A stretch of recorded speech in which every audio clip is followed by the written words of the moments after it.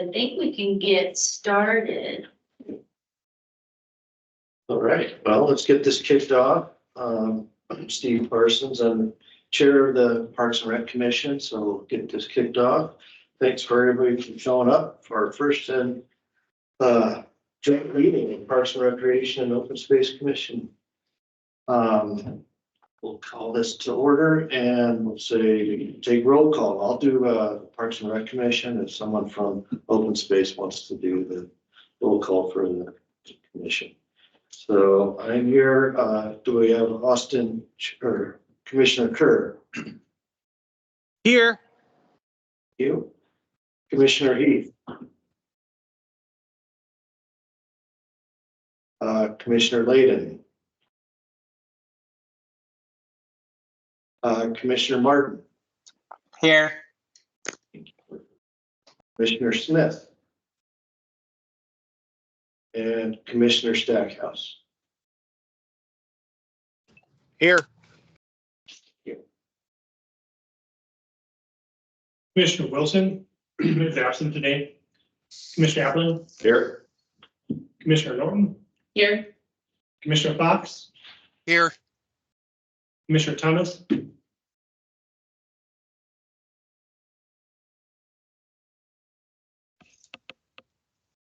Commissioner Wallen, Here. Commissioner White, Here. Councilmember Representative Deborah Harris.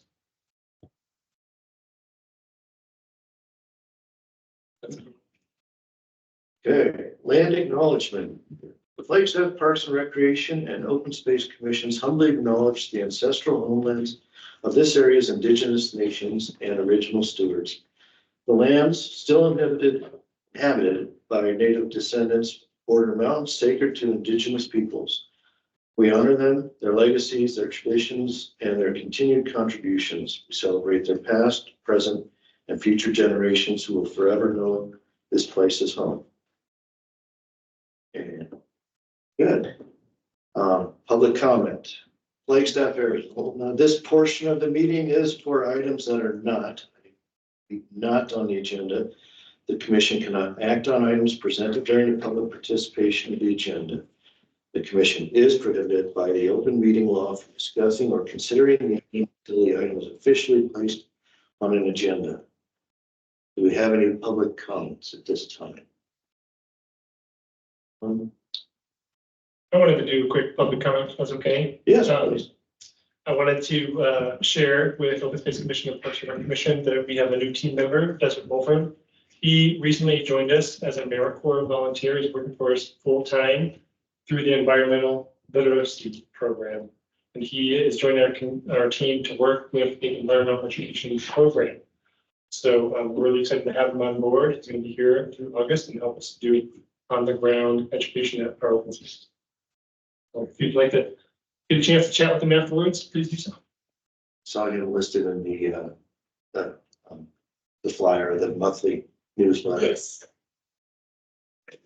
It might be a good time as well, Chair, if you'd like to take time for introductions of the commissioners, since this is the first time for most of you all to meet. I know you did roll calls, so it's a little weird, but. That's a good idea. Thank you, Rebecca.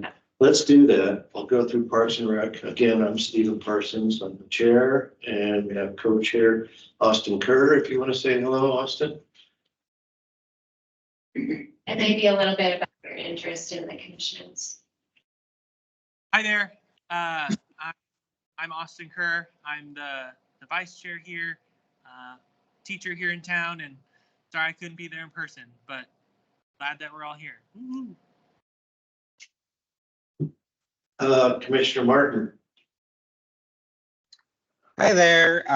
I can't put on my camera, but I am Commissioner Martin. I've been in Flagstaff for a number of years now, and this is my second term on the Parks and Recreation Commission. In town, I am a nursing student and graduating in May to be an RN and hopefully work at the local hospital. Thank you. Commissioner Stackhouse. Hi, I'm Josh Stackhouse. I've been on the commission for, I don't know how long, a few years. I own a couple businesses in town, and that's it. Very good. And I'm a landscape architect here in town. I've worked with Robert before on one project, but anyhow, I've been here 6 years now in Flagstaff and on the commission, went through 2020, I got put on, so Almost 4. almost 4 years now. So I have a keen interest in parks and recreation, all that fun stuff.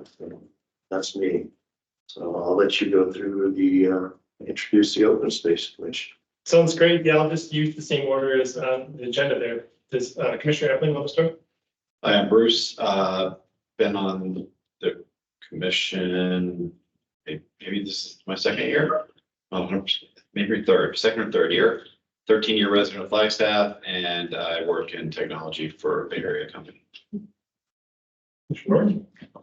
I'm Mary Norton. I've been in Flagstaff 9 years, and I'm the liaison from planning and zoning. So I've been on planning and zoning 2 years. And I think a few months after I was appointed there, they needed a liaison to the commission. And here I am. I really enjoy it, and I'm glad to be here. Commissioner Fox? Hi, I'm Bruce Fox. I am a retired faculty member from Northern Arizona University. I've been in Flagstaff 38 years, not as long as one of the other commissioners. And this is my second full go around on the commission, and I am a forester by trade. Thanks. Commissioner Wallen? Hi, everybody. My name is Lena Wallen. I live here about 30 years, not as long as Matt or others, but anyhow. I have been in several commissions for the city, and basically, well, I work really part-time, maybe just 5 hours a week, but mostly I'm volunteering here and there. Good. Commissioner White? Yeah, I'm Matt White. I'm a retired astronomer from Lowell. Lived in Flagstaff 54 years. Been on the city council. I'm on the board of the community college. Served on this commission and in the past served on other commissions. I've been on this commission almost a year now. And I'm just have always been interested in our natural resources that we have here. The trees, the outdoors, access to the forest, access to open spaces within our community, to the most accessible and accessed open spaces I think we have. Thanks, everyone. Did I miss anybody from the Open Spaces Commission? Okay, I got this everybody. Thanks, everybody, for showing up today. Move on and we get an open space commission update. Real fast, just wanted to survey though, are there any questions? This is public participation. I see that Rebecca placed that for public comment in the chat. Are there any commenters? All right. Okay, again, my name is Robert Wallace, I'm the liaison for the Open Space Commission, and Mike Wilson, he's the chair of our commission. He's absent today. He asked me to apologize that he had a family need that he really needed to go out on. So I'm going to do the presentation, and Open Space Commissioners, please feel free to jump in on the presentation if you have another point that you want mentioned. So in the next few slides, we're going to provide you a short update on the recent accomplishments and future priorities. I'm going to cover just very briefly the Commission's authority, its history, recent accomplishments, some current and ongoing projects, some future projects, and some ideas that the Open Space Commission has on how the two commissions can be partner in the future. The mission of the Open Space Commission is to advocate and support the development of open space system while preserving current Flagstaff open space and providing equitable recreational opportunities and educational experiences. Now, while the open space and parks and recreation both reside under the same division, obviously we have different priorities, but I think there's a lot of great places where we do overlap. Our authority for the commission does come from ordinance 2003, and the duties of the commission are primarily to advise the council on acquisition, preservation, and alternatives for open space land management, and to complete various aspects of data gathering, taking public input and informing and advising and assisting in all things open space. The commission has evolved over time. It was created as an acknowledgement to the interest and the concern of open space by the Flagstaff community. The city Flagstaff's open space program was founded in 1998 as an outgrowth of the Flagstaff area and open space and greenways plan. This plan is a memorandum of understanding between the city, Forest Service, Park Service, and county. The Open Space Commission itself was created in 2003. In 2004, the Flagstaff voters approved 2 open space bonds.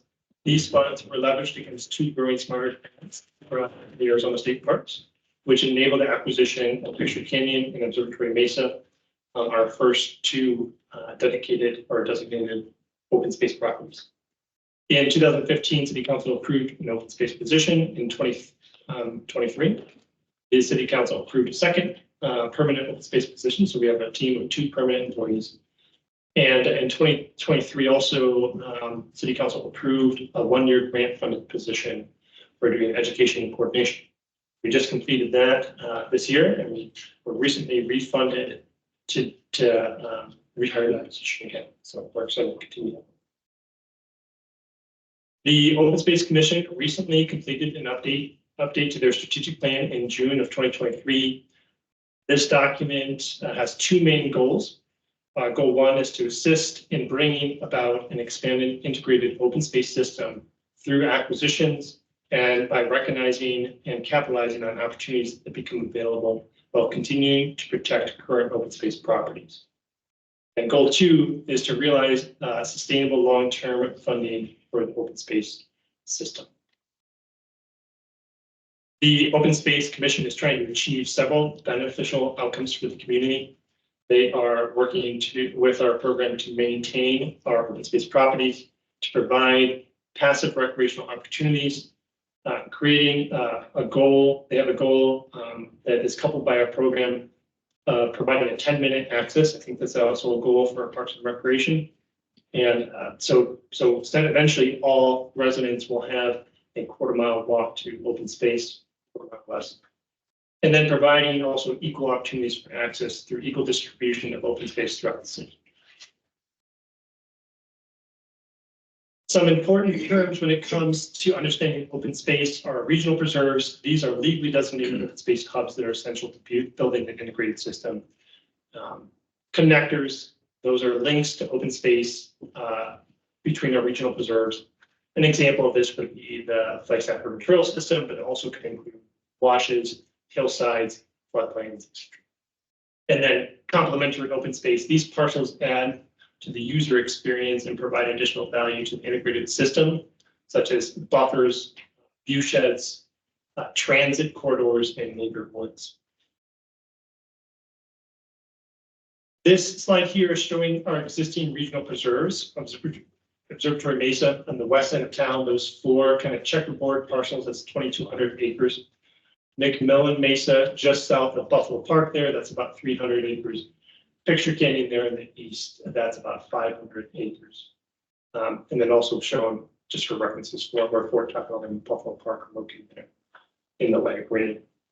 This slide also kind of shows in stark detail the complete lack of a regional preserve in the southeastern portion of the city. So this is a goal of the commission been identified to provide access here in the east and southeastern section of Flagstaff to help meet the expanding need there as that area of Flagstaff becomes developed. One of the commission's priorities is to provide equal opportunities for access to natural areas through the equal distribution of open space in the city. And so that is an area that we are considering. This slide here shows the connected system, what it could look like, including the southeastern quadrant, which is currently a big missing piece of the puzzle. This connected system, we think, supports passive recreation, protects the natural environment and ecosystems, and enhances the Flagstaff's quality of life, and hopefully provides some connectivity between parks as well. A few of our commission's accomplishments include the completion of an updated strategic plan for the commission, the rezoning of McMillan Mesa to legally designated open space, prioritization of properties for the open space system, and participation with open space program on the receival of a number of grants, including the Department of Forestry and Fire Management for invasive plant grants. That is a project that's due to start this spring, and is working in partnership with Thorpe Park to do some treatment there that Gino and his staff are helping with. And then also we have an Arizona State Parks and Trails grant, the Recreational Trails Program grant, which we have some ongoing activity out of Fisher Canyon to do restoration and trail repairs out there. And then the Arizona State Parks and Trails Environmental Education Heritage Grant.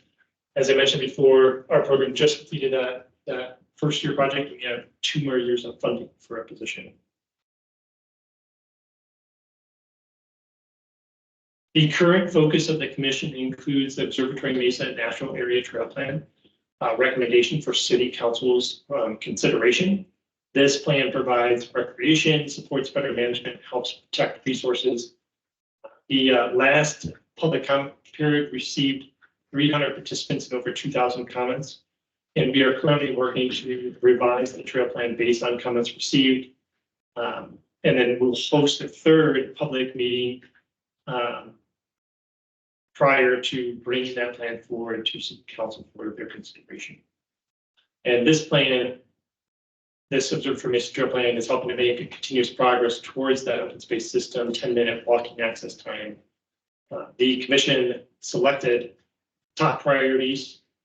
Oops, sorry, you fell. We're also making progress on the open space system 10-minute walking time through the selection of priorities for the remaining 2004 bond funds that's helped support this area, including making recommendations for open space preservation along the John C. Powell corridor, in addition to having a recommendation for Continental Park and Fort Tuttle connections to the open space system. Here we see a map of the Observatory Mesa Trail Plan that the commission has been assisting with, and they'll be making a recommendation to City Council on. The plan provides recreation, provides better management, and helps protect resources. Yeah, and we're currently in a process of revising this plan and working out the final details.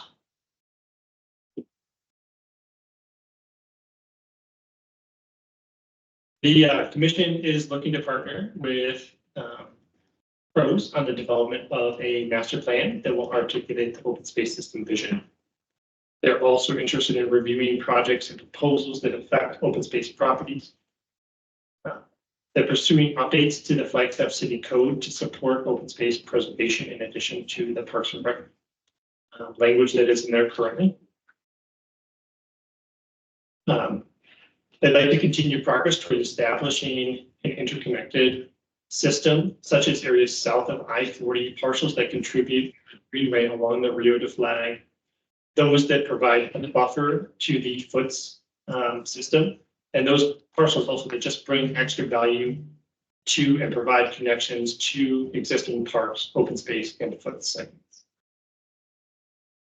And then a standing item that's been on their list for a long time is examining other funding, sustainable funding possibilities to help open space make progress. So some partner opportunities that the commission has brainstormed on is identifying just where our priorities overlap, such as the master plan development for pros and putting in thoughts on that, identifying overlap in the Parks and Rec multi-year project plan we have. Some thoughts about trails. So moving forward as far as accessibility of trails, commuter trails, and connector trails, especially as it pertains to maybe the observatory-based trail plan and the McAllister parking area for that location as well. Continental Park connection, and then connections just between park, open space, and the general community. Also, another area for partnering is working on developing sustainable funding. So to discuss BBB fund allocations and determine the need for future parks, recreation, and open space bond as well. And I believe that Rebecca's going to talk a bit later about the BBB funds. And then communication, like communicating our overall goals as a collective unit of parks, recreation, and open space, such as like our 10-minute access goal. So in conclusion, I'd like to say that the Open Space Commission really looks forward to working together towards common goals and to ensure that joint efforts really provide for a better community. Thanks for your time, and if you have any questions, let me know, and I'm sure the Open Space Commissioner can address any questions you have as well. Thanks, Robert. I have a question. You're mentioning the quadrant to the southeast. How do you go about acquiring or getting open space integrated in? Is that a purchase? Or what happens with that? If property can be protected in two different ways: an acquisition or a conservation easement. When Picture Canyon and Observatory Mesa were first protected, there was funding from the state for land preservation, the Open Space Urban Smarter Fund. That has since been discontinued, so that is no longer a viable funding source. And that was coupled with a bond, and that's how we managed to secure the current open space we have. There was state land department property prior to it becoming incorporated as city property. And so there are some grants out there that allow for acquisition, but the amount is very minimal. And would likely not be enough for securing a parcel that size that you saw in our kind of vision. That said, I think the open space and Parks and Recreation have partnered before on bringing bonds forward to City Council for their consideration, and that could be something that we consider again for bringing that into reality. What is Anderson Mason now? Is that forest land or? Anderson Mason, I believe part of that is Forest Service. Yeah. You can look at the map. That's all I had. Any other commissioners, Park and Rec or open space, have anything you'd like to ask or state? Commissioner Martin, give your hand up. I do. So it sounded, I just wanted to make sure I was correct. It sounds like there is two permanent positions for the open space sector, and then there is another position for like education. Is there a need or demand for more positions? And are you guys looking to like fund for any more of those demands needed? Does that make sense? Thanks, Commissioner Martin. Yeah, we have two permanent positions. The open space supervisor position, that's the role that I'm in, and the open space coordinating position, my colleague Sylvia Struce is in. And then we do have an open space educator coordinator position, which we funded with grant funds. And that's what we just got approved to move forward to do 2 more years. So we are in the process of hiring that position. That position is open to the first. So if anybody knows folks that would be interested in taking that role on or looking for folks. And then Desert, what I introduced earlier, is on loan for us with a volunteer program to help out with that program. We do have needs for additional funding.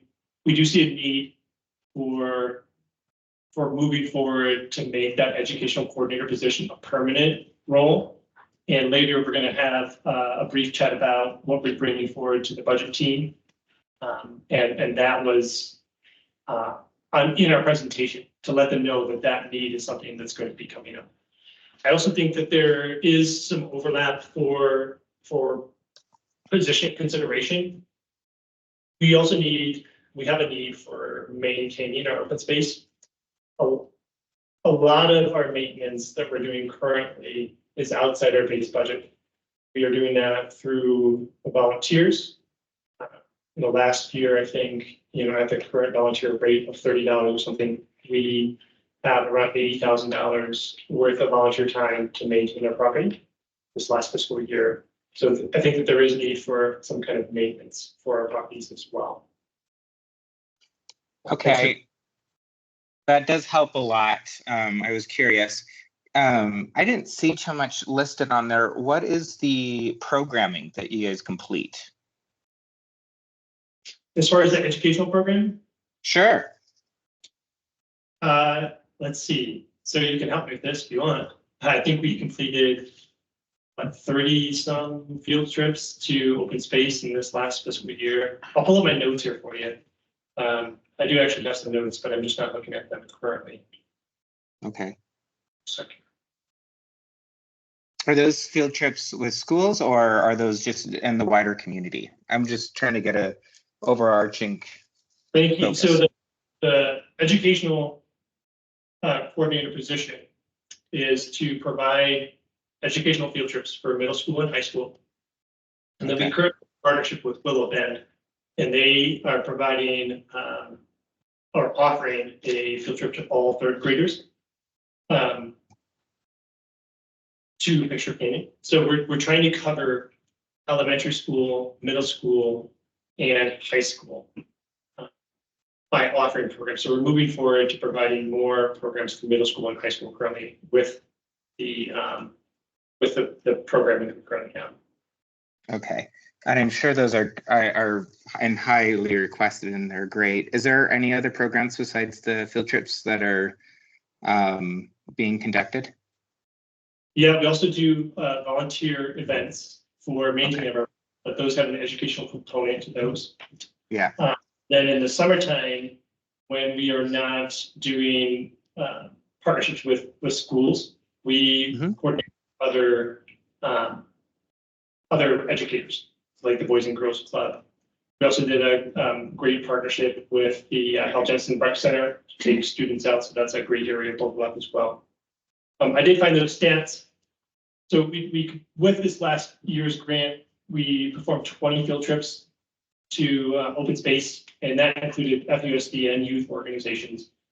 We maintained or developed 32 partnerships with STEM professionals, and we invite those folks out to our field trips so that students have an opportunity to engage with a real STEM professional in their career and ask them questions. So that's a really cool thing. We've also helped establish and organize the Nature Education Coalition of Northern Arizona, which brings together the Northern Arizona educators to strategize on educating our population. We had 6 volunteer educational events and in total contacted about 680 youth through that grant money. Awesome. Okay. Thank you. I was just kind of curious what your guys' programming was. And then it sounds like the greatest need is one for the continuation of this education program, and then for just maintenance of your guys' overall system is in great need too. And I guess the last question I have is I'm just a little confused on regarding the foot trails. I know we talk about it a lot with Parks and Recreation. Is that an overlap with the Open Space Commission, or is that part of like how you guys are connecting everything with through the foot trails, or how does that work? Yeah, we do. The Open Space Commission does consider the connections between our regional preserves as well. And one of the categories of open space is connectors. So we do rely very heavily on the foot system to help us provide those connections between open space. I also think that there is overlap with trails. A lot of our trails for open space are not foot standards, but they're single track. And so when we moved into pros and we became a department together, that is something that we brought with us, that we are working on figuring out how to manage some of those sections moving forward. Okay. Okay, huge demand and huge need. Okay, well, thank you. I think that's all the questions I had. Great presentation, and I really appreciate it. And thank you for taking the time to answer my questions. Well, I have one other question. In regards to the Observatory Mesa Trail System, what are the next steps with that? I know you're going to make a recommendation to council. When does that go to council? If council approves it, then what is that timeline for implementing that master plan look like? thanks for that question. The Open Space Commission is currently reviewing that plan and ensuring that the plan that we've created fits within all of our guiding documents. And we'll also be taking any last edits from the commission. And we will revise that plan firm up to something that we're going to bring out to the public. We'll be planning a final public meeting, which during that time, we're going to share that plan and say, like, this is the plan that we worked as a community to bring to city council. And then we will be taking the Open Space Commission's recommendation to city council with that plan. We don't have that scheduled as of yet. We're still kind of working through that process that I mentioned. And then once we do, if we do get approval to move forward with that plan, the next step will be to look for funding, which we don't have any of. We currently have a RTP project out at Picture Canyon. And that is a really good option for trail implementation. The trick is you can only have one of those at a time. So we have to finish the current project before we start. What has been the feedback so far from the public? Oh, I think we've gotten a lot of public support, a lot of comments. It depends what topic you're talking about. If we're talking about electric bike, there's folks all over the board about that. If we're talking about a trail system in general, I think most public is pretty supportive of expanding a bit of development in the natural area to accommodate recreation use. I also want to invite the commission to provide a future sense in that if I didn't state that correctly. That sounds good. Anybody else have any comments or questions? Just the open space updates. Once, going twice. Well, thanks, Robert. Appreciate that. You're welcome. And that, I think we can move on to the Parks and Recreation Commission update. So, I promised I'd do this in tandem with you, Commissioner. you want me to start it off? Kick us off. So we're not as formal as the open space on this, but I was trying to think about what we've been working on for the last several years. And a lot of it has to do with just general projects, some things such as what we're going to do with the Thorpe Park Annex and planning for that. We're working on a West Side Park development right now, which is going to be on, about 5 acres of land back behind the Staples on that sloped forested area. Working on we did the Buffalo Park ADA compliant project this last summer. And that we had the grand opening on that this last fall. We're working on some playground replacements. We've set aside $150,000 for each year to replace playgrounds, which are all aging in all of our parks.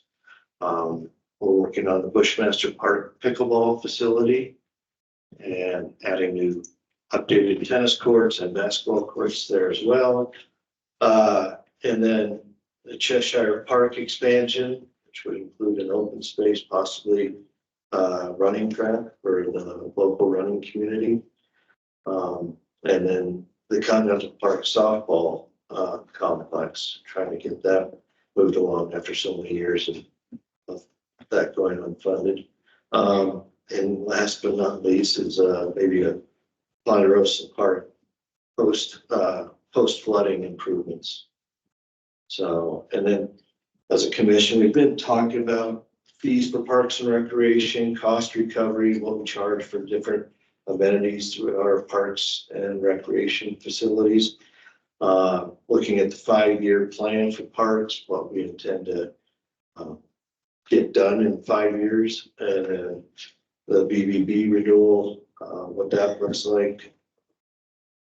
And then we've implemented trail counting and a lot of their trails.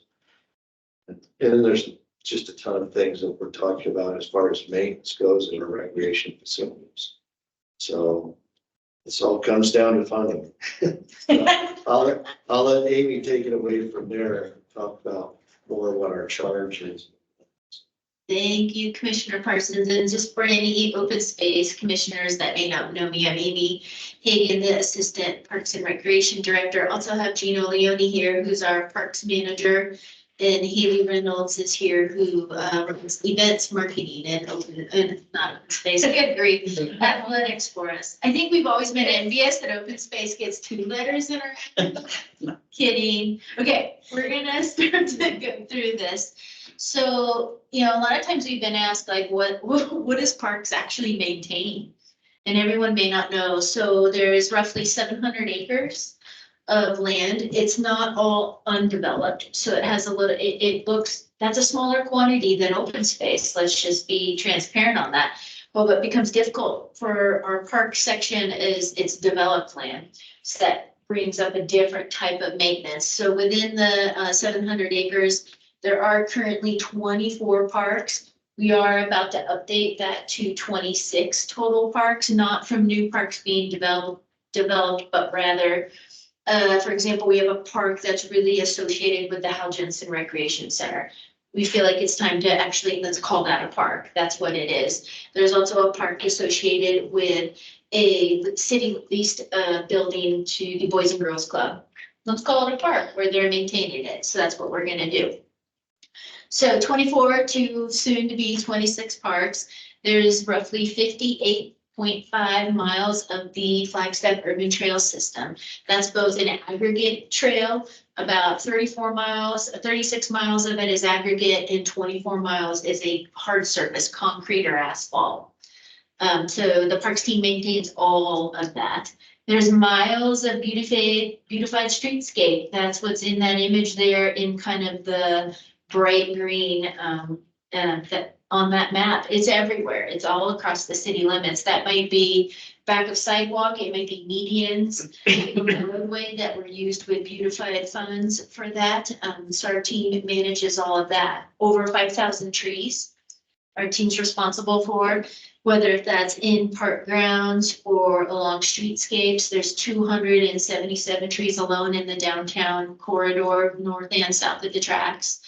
Then there's sport courts, there's play structures, athletic fields, disc golf courses, skate parks, all the furnishings. And in parks, when we say furnishings, that's benches, water fountains, bicycle fix-it stations, you name it, ramadas, you name it. Then, to never be forgotten, there's a cemetery. There's the Citizen Cemetery. It's a 36-acre facility just within Northern Arizona University's campus that our team is responsible for all services there, plus obviously the maintenance.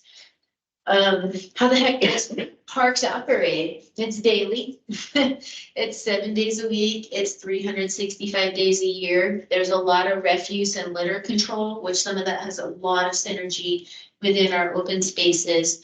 There's custodial and facility maintenance with some of the structures, whether that's restrooms, other structures within park grounds. There's inspections that are performed.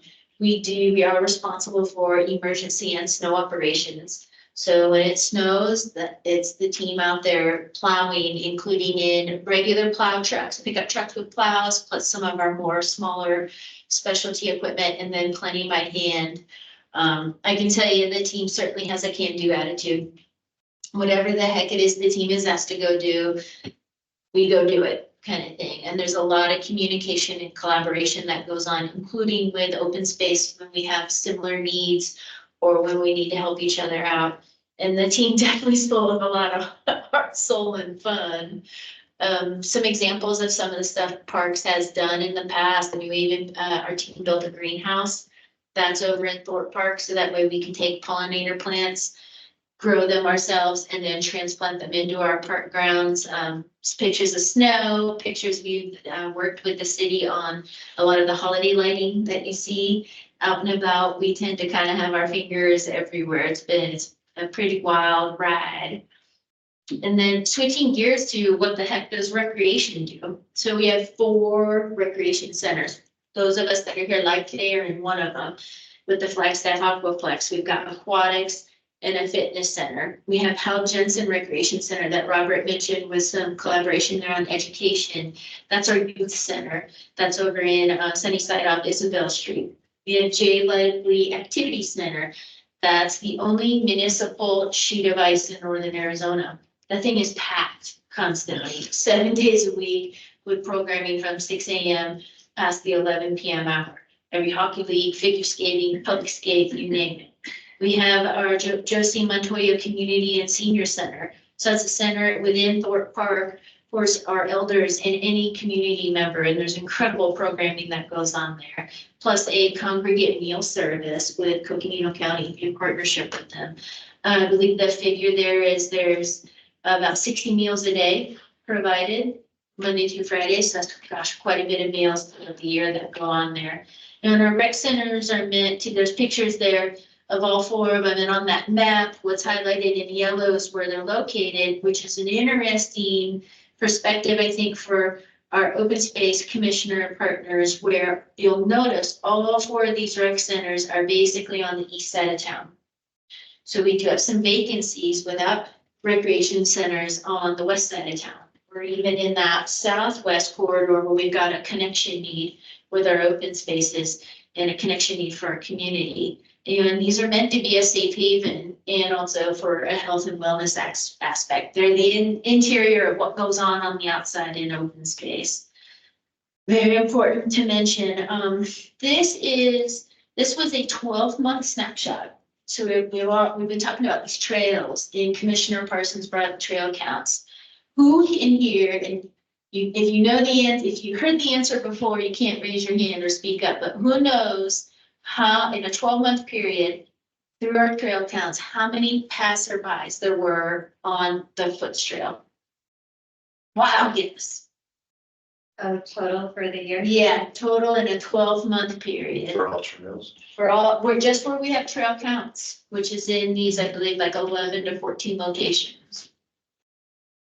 700,000 people. 700,000 people, and we've got the Foots in our open spaces. We've got the Foots. We have commuter segments. We have segments that can get you from neighborhood to neighborhood. That's pretty wild when you think about it. Buffalo Park, that is our most popular location. Buffalo Park per day, that trail counter is at about, it's a 2-mile loop in that park. That trail counter is at roughly like 1.25 miles. 385 people a day pass by that thing. That is how often our trails, they're loved in this town, big time. So we do need to pay some attention to that. And it's clear synergy on that between parks, recreation, and open space on that. How the heck does recreation operate? Just like parks, it's daily maintenance, daily programming, daily scheduling. A lot of customer service. There's a lot of public interface in our recreation centers. There's a lot of facility maintenance. We definitely do some target marketing in these areas. We'll get to the marketing for the entire division. Again, that can-do attitude, just like our parks and open space partners, and also a lot of heart, soul, and fun. The infamous E on the end of this acronym. So I pulled this out. It's a bit like, what the heck does events and marketing mean for all of us in this division? There's a great example of a great event that Open Space holds with the Full Moon Hike. There's all of our athletics that are provided to our community. That's both indoor and outdoor programming. One of my favorites is to scoop the poop. Let's clean up the poop, please, on the Foots Trail or in our park grounds, and some other items. Then also events and marketing. So they do all this marketing for everybody in just our division, in our departments. We also produce our own city events, and then we also manage a lot of external events. There's roughly about little over 1,200 permits per year that those are permits, getting permission to someone to do some type of activity on a city-owned property kind of thing. And then again, as mentioned, that athletic programming, so that's for youth basketball, we have adult softball, we have adult basketball, adult volleyball, and a bunch of tournaments that just honestly reach thousands. All the hockey leagues, there's a lot that goes on for our community. We're gonna dive a little bit into the BBB tax, the Bed Board Beverage Tax Funds that do help fund parks and recreation. It's created a 5-year capital plan. We're in year 1 of it right now, year 1 of 5, and we'll get a little bit more into those details, I know, in the next agenda item, but I did want to hit on some of the things that are being delivered to the community this year in year 1, plus some upcoming planning, and how that enables both our Parks and Recreation departments to use some of their operating capital in a different way now that we have this BBB capital fund. There we go, it's running a little slow. One of the big items that will be capital items that will be delivered are the sport courts at Bushmaster Park. There's an aging sport courts there from mid to late 90s. Unfortunately, a lot of cracks in the basketball court and tennis courts. So there's a complete remodel of basketball courts. There's doing proper sizing on 2 tennis courts. They're currently not sized correctly. I think back in the day, they may have been basketball courts themselves, plus adding pickleball courts. And all of that there within that 20-acre community park for us. That's one large capital project that will be coming. As another one that Commissioner Parsons mentioned is Thorpe Park.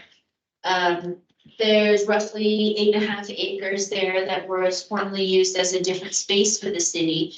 It's Thorpe Park, where this is a concept plan that was adopted by our city council in December of 22. And this is something that we look forward to delivering here in the future. But bit by bit, that something of that size and nature takes a lot of funding to come out of the gates with. So we'll continue to, whether if it's do some small projects on the property and be able to deliver a couple of these easy pieces, or look for grant opportunities, or one of my favorite new words is like some seed money. What can we do with a little bit? Because what can it grow into, kind of thing. So that's Thorpe Park. That's Heritage Square, as you can't tell because of the body counts going on there. That's one of our signature events with Winter Wonderland. So Heritage Square restrooms, that was an item that was a high priority for our Parks and Recreation Commission when discussing what projects do we want to bring forward with this capital programming. And you can see why we need a restroom down there. Look at some of the events that can occur in that space. The square itself is not city-owned property. However, there is a maintenance agreement with the city of Flagstaff and with Parks to maintain the space. So that's a restroom project, future down there. Another large project that will be coming soon is what we're currently calling as for city staff West Side Park. It's a park on the west side of town that Commissioner Parsons referenced there on Woodlands Village Boulevard, kind of bordered by that roadway, I-40 in Highland Mesa. It will be the city of Flagstaff's first new park since 2003. It will be a neighborhood classification, so it's for the adjacent neighborhoods. It's not a park like a Bushmaster Park or a Thorpe Park or a Fox Glen Park.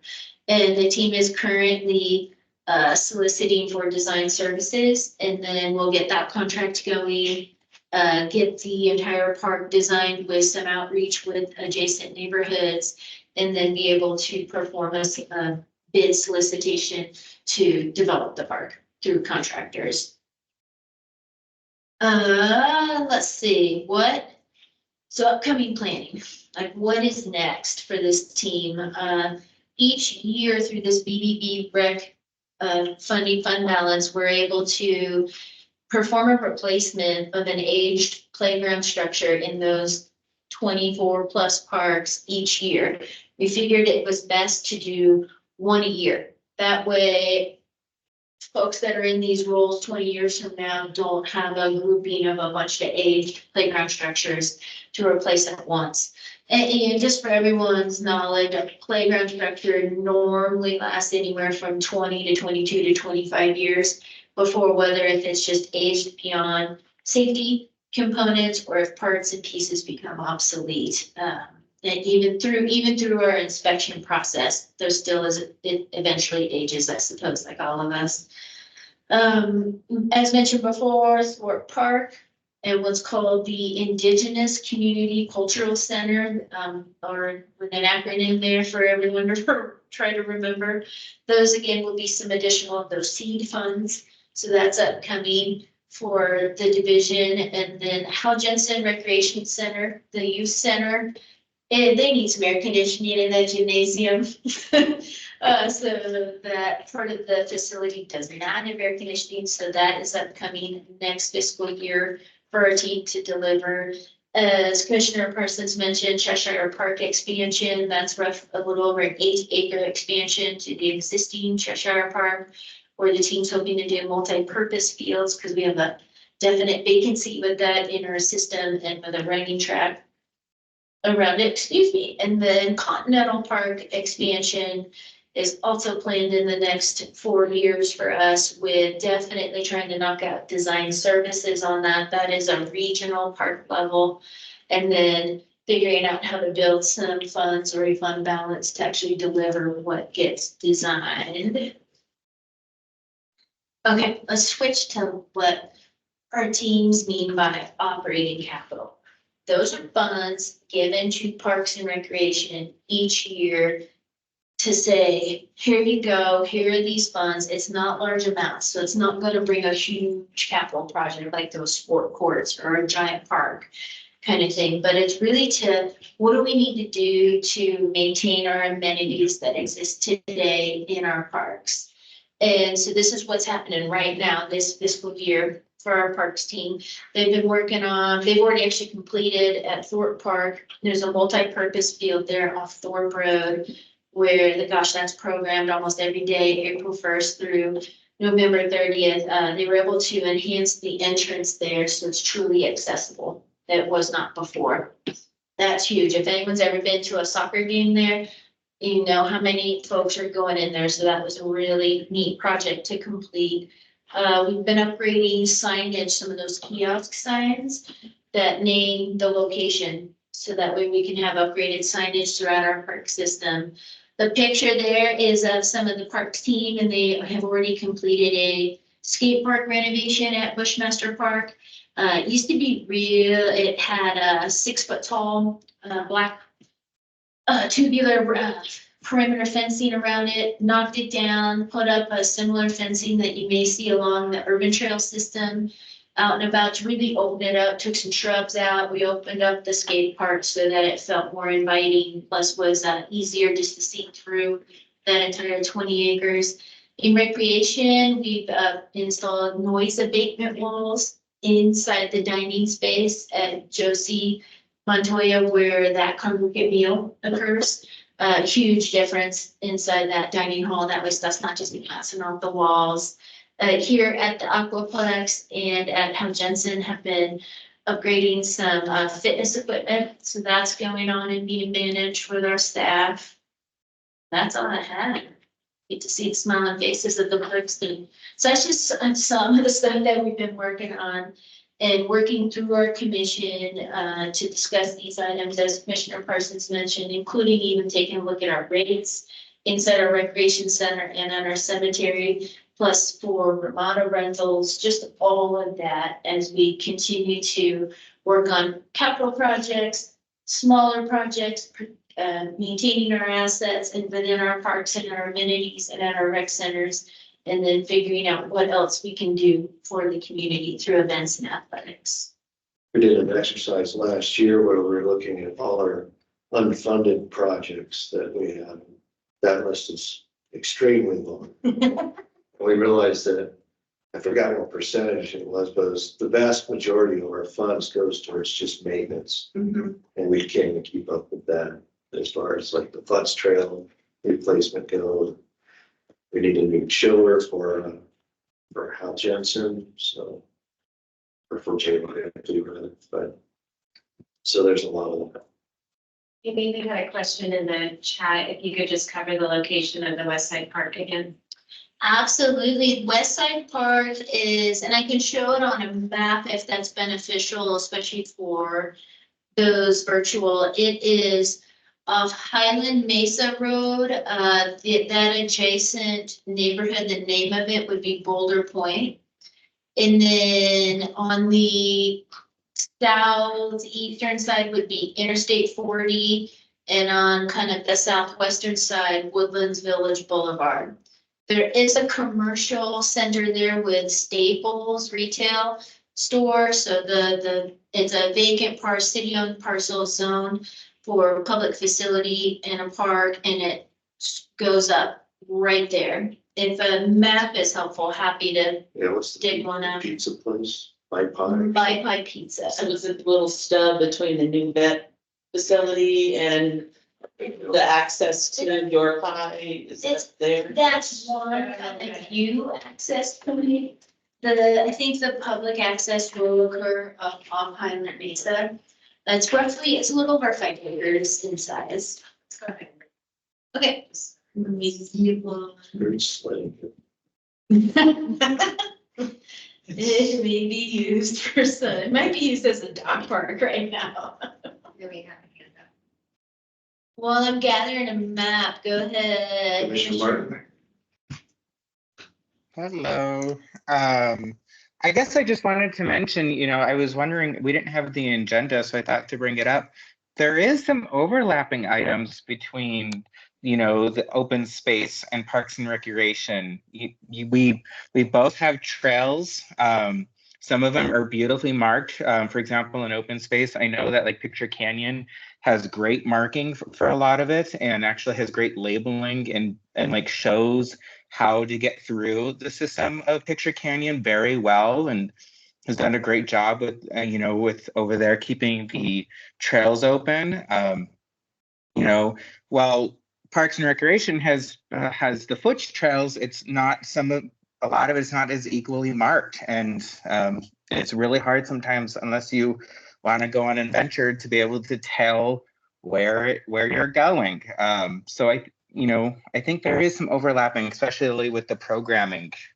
We have the programming that occurs in Buffalo Park that I think we are all very proud of, including the ADA access. That happened in open space, but that was a project that we did together. I think I just wanted to mention that there are overlapping items, and while the recreation does a lot, I think we are just as value as open space, and I think there's a lot of potential of us working more congruently together, especially on signage to make things a little clearer. Commissioner Martin, you said something I just want to ensure everyone understands. Buffalo Park is a park, not open space. McMillan Mesa to the south is an adjacent natural area that is open space. I just wanted to make sure everyone was familiar with the distinction. Thank you. I was wrong about that. I thought that Buffalo Park was under open space, although most of it is open space. So thank you. Buffalo Park is passive recreation, but managed as a park. If that helps. That does. Thank you. So here on your screen, what is highlighted in green, that is the future West Side Park. And tried to pull up a few roads to help indicate the location of it. That brown meandering line, that's the urban trail system. So there is an existing urban trail connection there that goes actually underneath the I-40 underpass there, and then connects to the neighborhood to the south, which is University Heights. I have a couple of funny questions. So like for cost recovery stuff, like if you pay a fee here, does it stay here? Does it go into your general like fund? How does that work? So for cost, this particular facility, so you mean that just the. Yeah, like, just like you pay for the hockey league, does that go strictly to those expenses or does it get like sort of rolled into your general fund and then allocated by some other method? So we'll take each kind of area separately. Out of our 4 recreation centers, the Aquaplex here is the only one with a mandated cost recovery percentage. Where our others, for example, Hal Jensen Recreation Center, there's no cost to enter the center for youth or adult and to go enjoy. There is a small minor cost to, if you want to work out in its fitness center. Same with at the senior center. For hockey, you know, a lot of that programming, it's going right back. It's to operate that facility. When you have something open that amount of hours, and for those many days per year, it's gonna go right back into it. I don't believe that if there is any excess revenue generated from offering anything, that would be going back into general fund. And then the second question, your reference to seed money. So I understand that in a different concept, like venture capital concept. What does that mean like for a municipal agency? You know, I can tell you, say, so for that Indigenous Community Cultural Center, next fiscal year, so after July 1st, the division has $200,000 allocated toward that. Who knows what that could do? Could that help? Could that be paired with a grant? Could that be paired with a partner that wants to come in and do something to get that facility access up and running? So that's what is meant by that. How can that money be used to its fullest potential to get something started somewhere that may take millions of dollars eventually, kind of thing?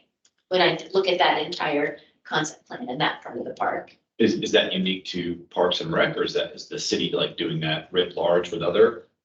I've just never heard that term. Sure. You know, it's something that, so that money is something that this division has allocated at that dollar value from that BBB recreation Yeah. fund, that tax, to that specific location. Gotcha. Yeah. What about the hand up? Sure. 18. Number 18. Councilmember Harris, go ahead. Yeah, thank you. And my apologies to everyone for being late. But yeah, I'm in control. But I have a question about Ponderosa Park. Is that not considered a West Side park? Do you, Councilmember Harris, do you mean Ponderosa Trails? Yes, Ponderosa Trails Park. That's a city park, correct? That is the city park, correct. So Ponderosa Trails is a neighborhood park. And that is down right here within the Ponderosa Trails and near Aspen Trails development. The comment that you maybe heard was that we do not have a recreation center on the west side of town. Oh, okay, I'm sorry. Yeah, No problem. thank you.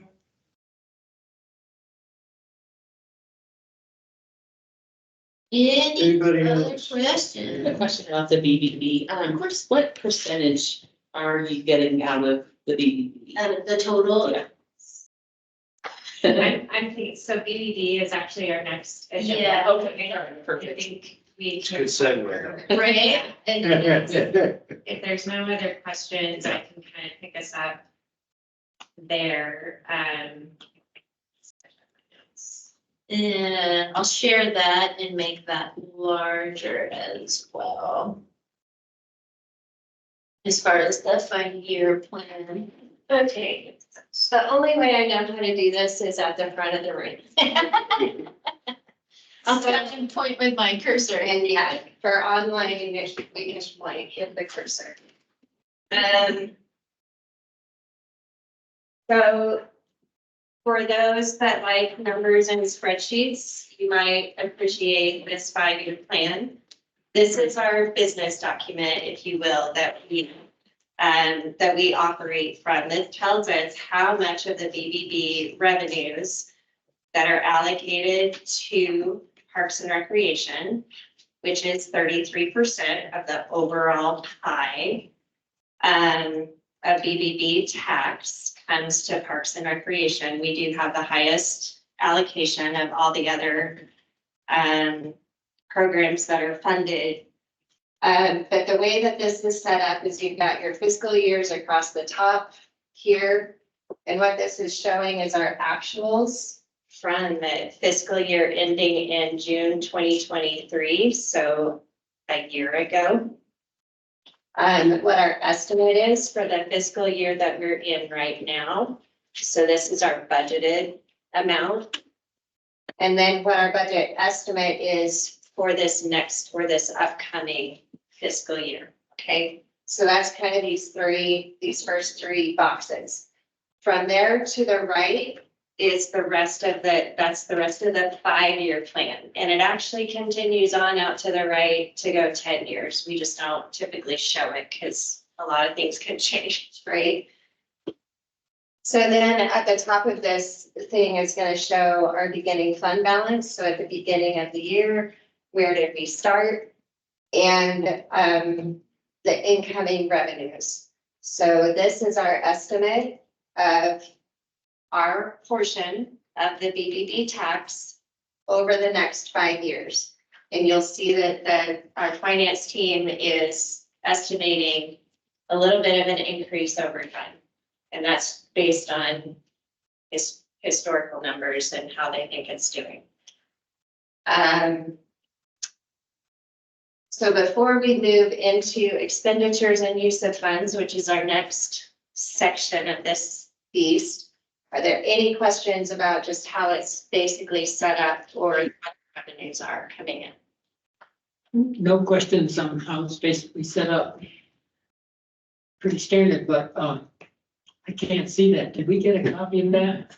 We can make you a copy. We can actually attach it to, we just got this. Oh, okay. And I wasn't sure I could share it yet, so you guys are kind of first eyes seeing this one. We'll attach it to the agenda that's online.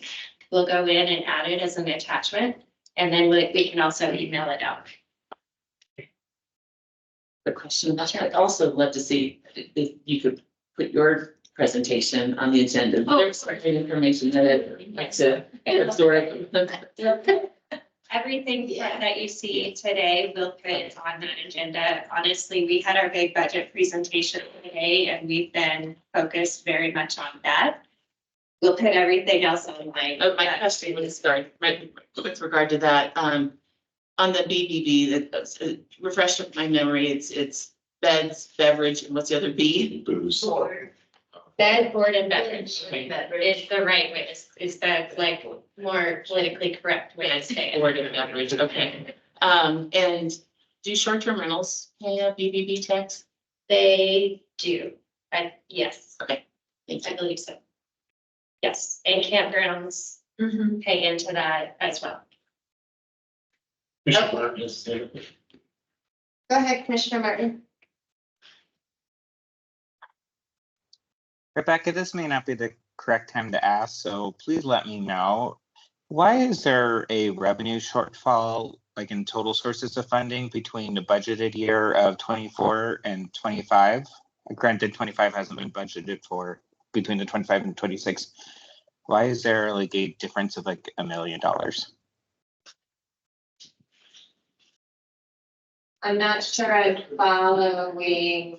On the total sources of funds, it goes from 9,600,000 to 9,300,000 to 7,232. Why is that? It doesn't seem like the BBB tax is changing.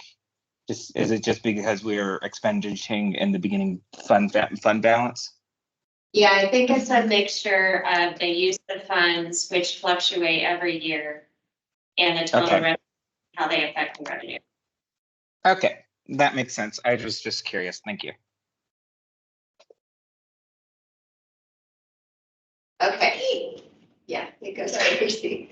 Okay, so moving into the uses of funds with the expenditures. So a lot of the projects that Amy just mentioned to you are listed here. So we've got Yeah, I'll skip the first two. The capital improvement projects listed here are Heritage Square restroom for those that might not be able to see it. Heritage Square restroom, Ponderosa Park reconstruction, Hal Jensen air conditioning, Thorpe Park Annex, that's that Indigenous Community Cultural Center, Cheshire Park expansion, Continental Park expansion, sport courts, and West Side Park. What you'll see is these expenditures are planned over time in these different 5 years. So for example, this 1.5 million that we've got twice here, so 3 million over 2 years is for the Continental Park expansion. We're not planning on getting to that project until year 3 and 4 at this point, if that makes sense for everybody. But Amy went over what we're trying to work on right now. It's a lot of projects we've got in the queue right now. Not all of them were originally in this 5-year plan. They've been carried forward over some time. And now that we have this 5-year plan, they're kind of catching up with us, okay? Let's come back up here to this deferred maintenance projects and play structure replacement. 200,000 a year and 150,000 a year ongoing. Every year we budgeted that amount out of this fund, as Amy was saying, so that we can do one play structure a year and spread those replacements out over time. Deferred maintenance, Amy, you want to talk a little bit about what that's for? Absolutely. So we've been able to create an annual or a per fiscal year fund balance of $1,000, and that's to be used toward truly any deferred maintenance, and that's deferred maintenance could be in our park grounds, that could be at the cemetery, that could be in one of these 4 recreation centers. And then it also has a lovely slash and then projects. So that could it supplement a project? We had a need for some great examples of how we've used this. We use the money in a very equitable way based on what we need throughout both the Parks Department and the Recreation Department. We needed 2 new snowplows. So we were able to facilitate that. And what does that in turn do? That enabled our team to go out and perform their snow operation. We've done a lot of mechanical repairs in 2 of the specialty facilities. When you've got this large aquatics and fitness center, and then with the ice rinks, we've been able to work with our facility maintenance department at the city of Flagstaff, knock out some of those repairs, because then we're giving some of these large mechanical pieces of equipment like a boiler or a chiller or a cooling tower. We're hoping to extend the life of those, because if those large expenditures go down, we don't have a sheet of ice. We may not have a pool for the membership base for swim lessons or you name it. So that fund balance has really come in handy, and we've been very effective with it. And again, being incredibly equitable on how we are able to spread that across and utilize those funds. So this is the 5-year plan as it stands in a nutshell for how Parks and Recreation is using their portion of the BBB tax. Now, what I've been talking about with open space, and I've mentioned it to Parks and Rec Commission, is how we might be able to get open space funding from this area as well, from this tax. So the current language in city code that states what the BBB tax can be used for is most of that language is within the Parks and Recreation Commission's what's the word, chart, or like what they're supposed to. Authority, thank you. And it talks about the BBB tax for the portion for recreation will be reviewed by the Parks and Recreation Commission, will be approved by the Parks and Recreation Commission. That's this 5-year plan. So that's what we're doing today, Parks and Rec Commissioners. By the way, you're approving our 5-year plan. But what it doesn't mention at all in there, it talks about recreation, active facilities, parks, trails. It specifically calls out foods trails for maintenance. So that's able to be funded through the BBB tax. It doesn't say open space. What I'd like to do is go to city council, I'm planning on doing this in April, and ask them to add open space to that language. Just those two words. And then also add some authority within the open space commission's authority language so that it would mimic what's under the Parks and Recreation Commission's authority for approving the planning for the uses of the Open Space Commission's portion of that tax. So what commissioners, and this is the beauty of you all being in a joint meeting today, you'll get to duke it out every year as to how much open space gets. I mean, staff will come to the table with a recommendation. And then that will be the open space portion, and then Parks and Recreation will have their portion.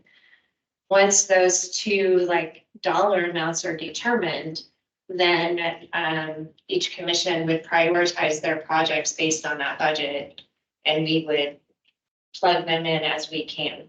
So this list of projects here is from an exercise that Parks and Recreation Commission did almost 2 years ago, where we established this initial 5-year plan. This is based on their priorities. We would want to go through a similar ranking exercise with open space, with a portion of funds that you all would have, so that you can start planning out just like this. In year one, we want to spend so much on planning, or we want to save money over 3 years for an acquisition, or, you know, things like that, right? So we can start building that out into a 5 and 10 year plan that would probably, from our finance team, it's going to come together as one big 5-year plan. But we would have the Parks and Recreation side, and we would have the open space side. Now, when it comes to how much open space might start with, what has been really exciting to me is this uses category. You'll see that there's an ongoing capacity of $625,000. Maybe if you could maybe highlight that one. Can you, I have a question for those of us that have no clue how it works now. Because you just told us how you want it to work in the future. How do they get money now? How does it work now? Or They request general. They have a small budget. Your operating budget is $47,000 plus personnel. So personnel are on top of that. And we ask general fund, it increases to that every year.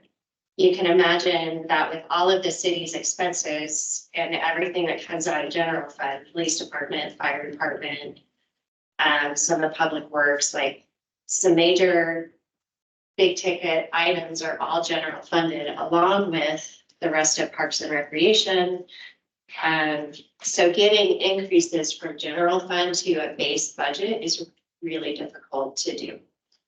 That's why I'm so focused on carving out a portion of BBB recreation so that open space can actually have a fund balance that they can actually start planning with. Because right now they can't. their opposition to get me, not that I'm going to create it, but their opposition to the plan. I have not taken this to city council yet, but everything that I've heard from the city manager's office that I've talked to about this idea, from our other partners that use BBB funds like Economic Vitality, they think this is a great idea. I did mention it today in our budget presentation and got zero pushback. In fact, it's kind of a relief, right? If we can fund open space more with BBB recreation, it relieves some of the pressure on us asking the general fund every single year for more operating dollars. And they would, my intent is that each of the division or each of the sections would keep the amount of the base budget that they have. This would become a project fund for open space. Okay, so the 625,000 ongoing capacity, you'll see that that repeats in every year.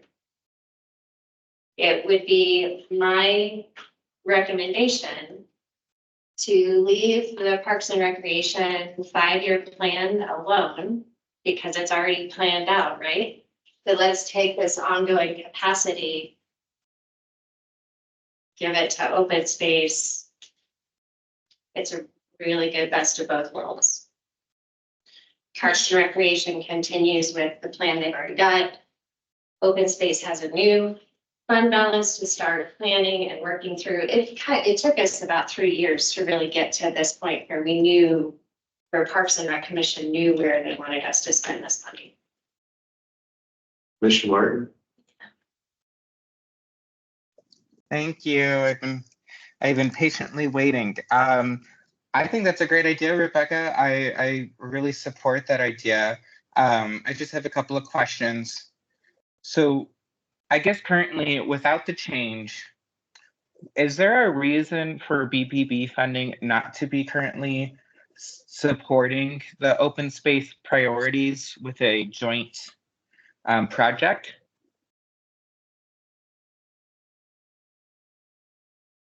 I'm not sure I'm following your question, Commissioner Martin. Can you? I guess so we want to make a change to allow open space to have access and maybe determination power in some of the BB revenue so they can further their goals and their objectives, right? Correct. Why currently, without this change, can we not do a joint project with open space that furthers both of our goals? You know, there is some overlapping with the foot trails and connection issues in which the open space uses some of the foot trails as well. And if there's maintenance on those trails, why couldn't there be a group or a joint project in which that uses BB fund to support those goals? I think there could, Commissioner Martin. Thank you for the question.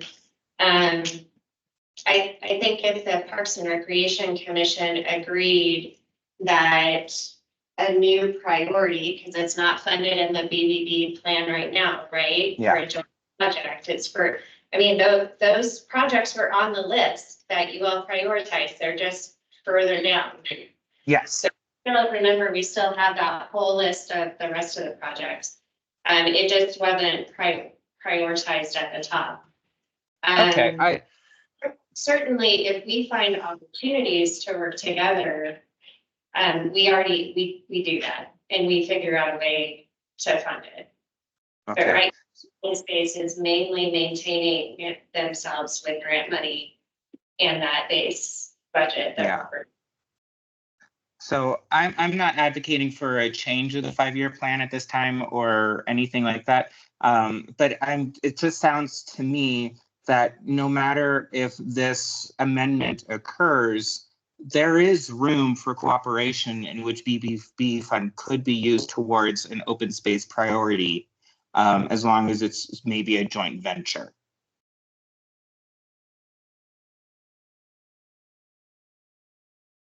Yeah, Commissioner Martin, certainly there are areas that we can work together, but I think Open Space Commission might prioritize open space projects in their own way that aren't necessarily, like, we would need to go through that exercise to see if the joint project rose to the top of their list as well. That's fine. I'm just wondering, and just in case there is maybe opposition, how do we get around it? How do we help as a Parks and Recreation Commission? How can we help also open space to be able to complete their goals? And so I'm just kind of brainstorming there. And then I guess just 2 other questions I have regarding that. So you were discussing using the ongoing capacity towards being used towards open space. Are you advocating for all of the ongoing capacity or portion? What would you currently see as best?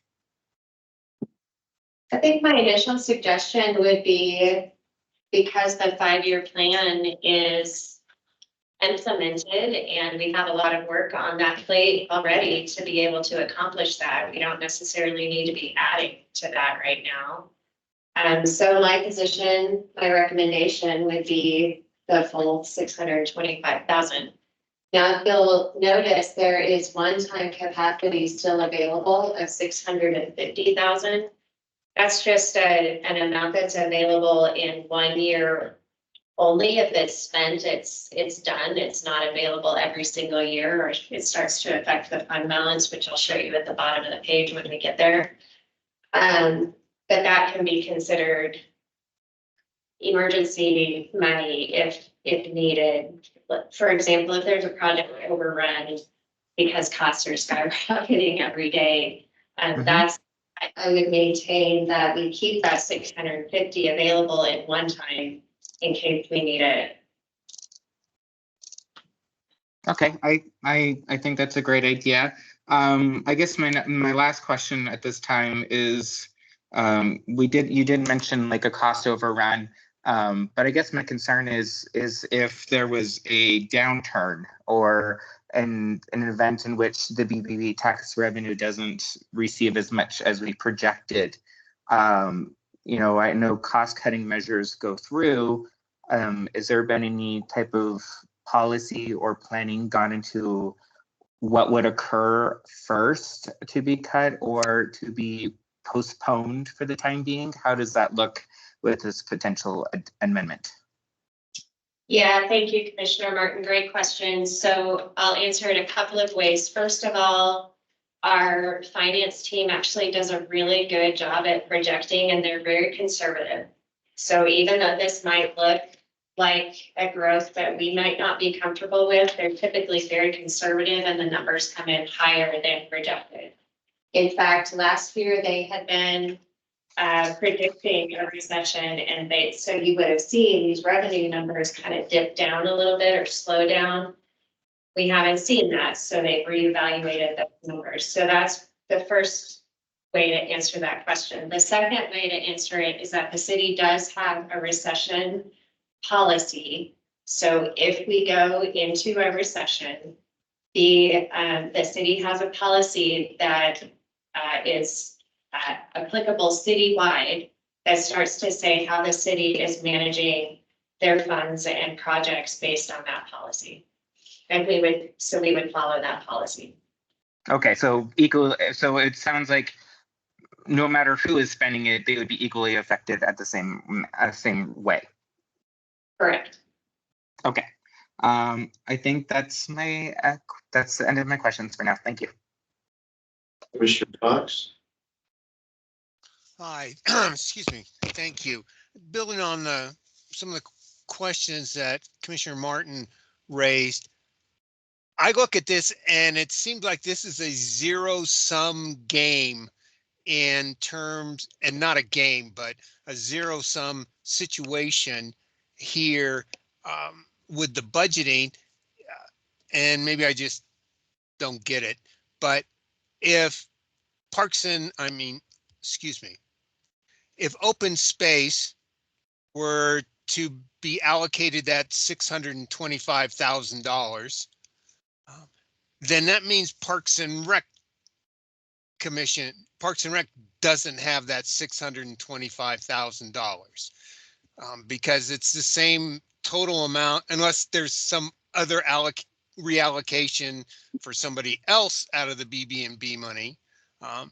But it's a fixed sum total, and it's just allocating that fixed amount differently than it's allocated now. Am I understanding the situation correctly? You kind of are, Commissioner Fox, but the best part about this 625,000 is that it's new money. So it's based on improved revenues, usually higher than was projected by our team. So there's no negative impact to Parks and Recreation other than they don't add $600,000 to go find a new way to spend. Gosh, that seems like a impact to Parks and Rec. In that, So here's my point though, is that Parks and Rec has funded their 5 and 10-year plan. And we're doing our best to implement it. We got a lot of projects that we're trying to get done. And we've got that one-time funding potential for any emergencies or cost overruns that we might have.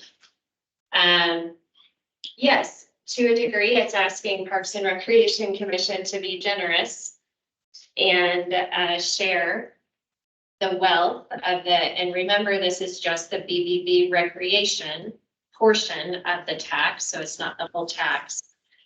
But I don't see a negative impact to Parks and Recreation because their 5-year plan, 10-year plan is still whole. I think this is a conversation for another time and another place because we disagree, but that's okay. We can do that. To have that conversation with you. Okay, thank you. You bet. Commissioner Meyer, do you have anything, Kim? I do. I just had a question. Rebecca, and like I said, I have nothing against this amendment. I would actually at this time voice support of this amendment. I think it's a wonderful idea, and I would support open space having a dedicated revenue stream from BBB. I guess my question is also regarding implementation. Would this ongoing capacity, giving it directly to open space for their determination, would this be a discussion every year, or how often would this discussion occur between the departments?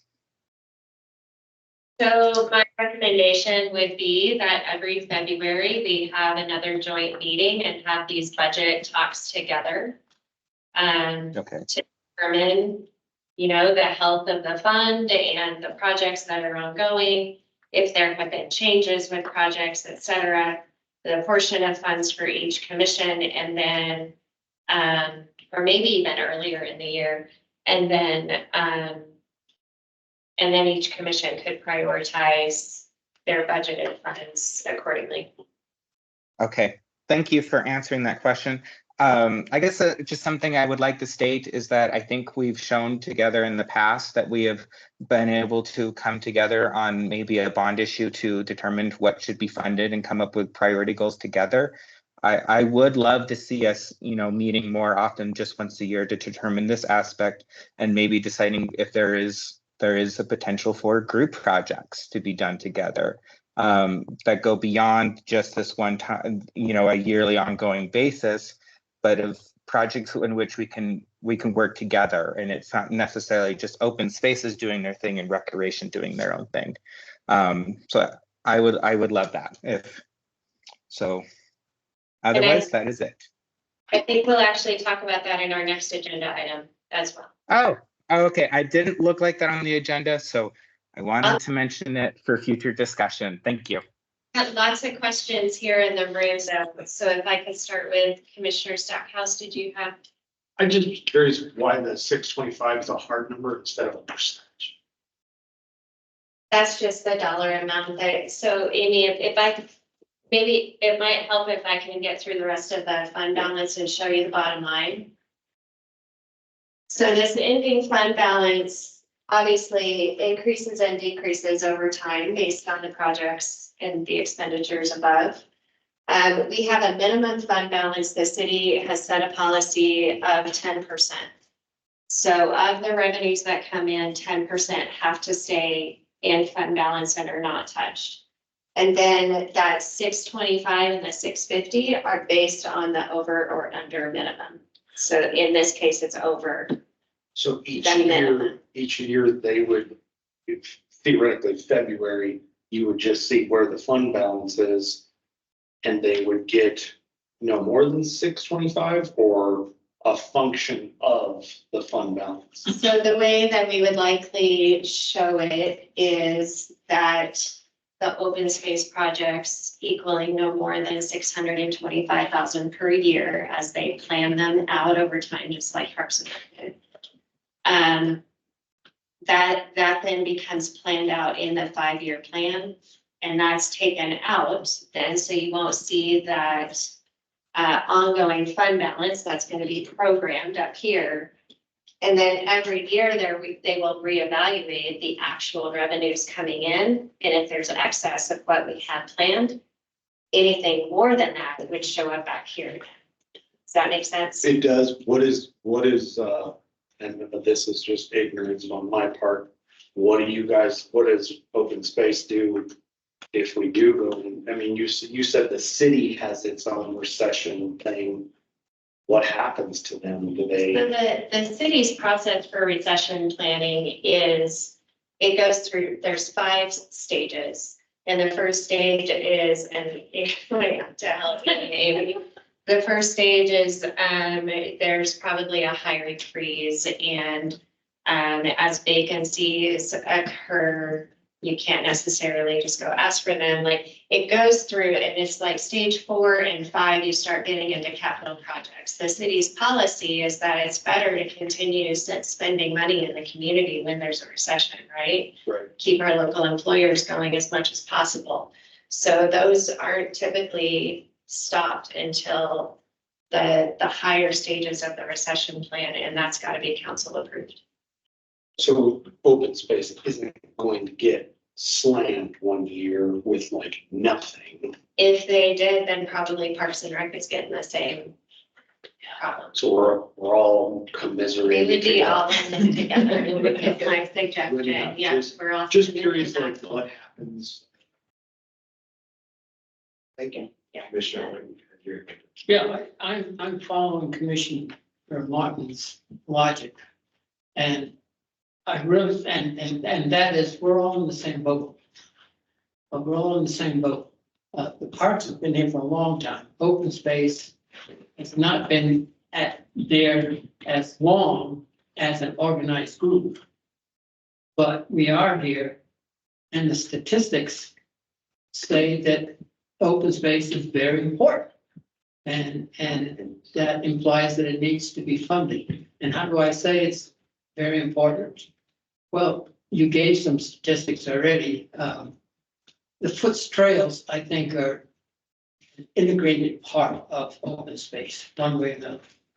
And already you have 700,000 users a year on that. Then you look at Buffalo Park, which is effectively open space. Even those parks, and if I do the multiplication for that, there's over 110,000 users a year, Buffalo Park.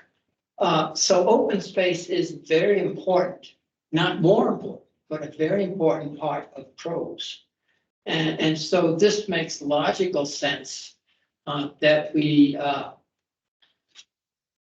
be part of the budgeting effort. I'm surprised they've existed this long on 47. I mean, just learning that today was like, wow.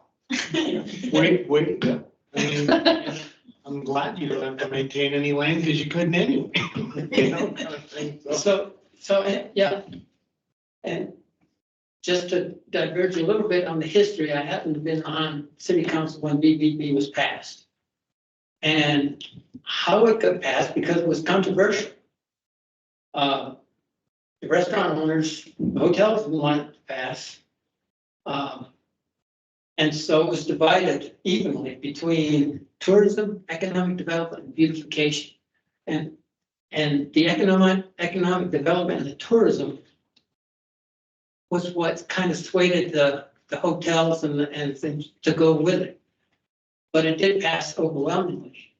At that time, parks weren't anything like the parks we have now, but they were funded totally from the general fund.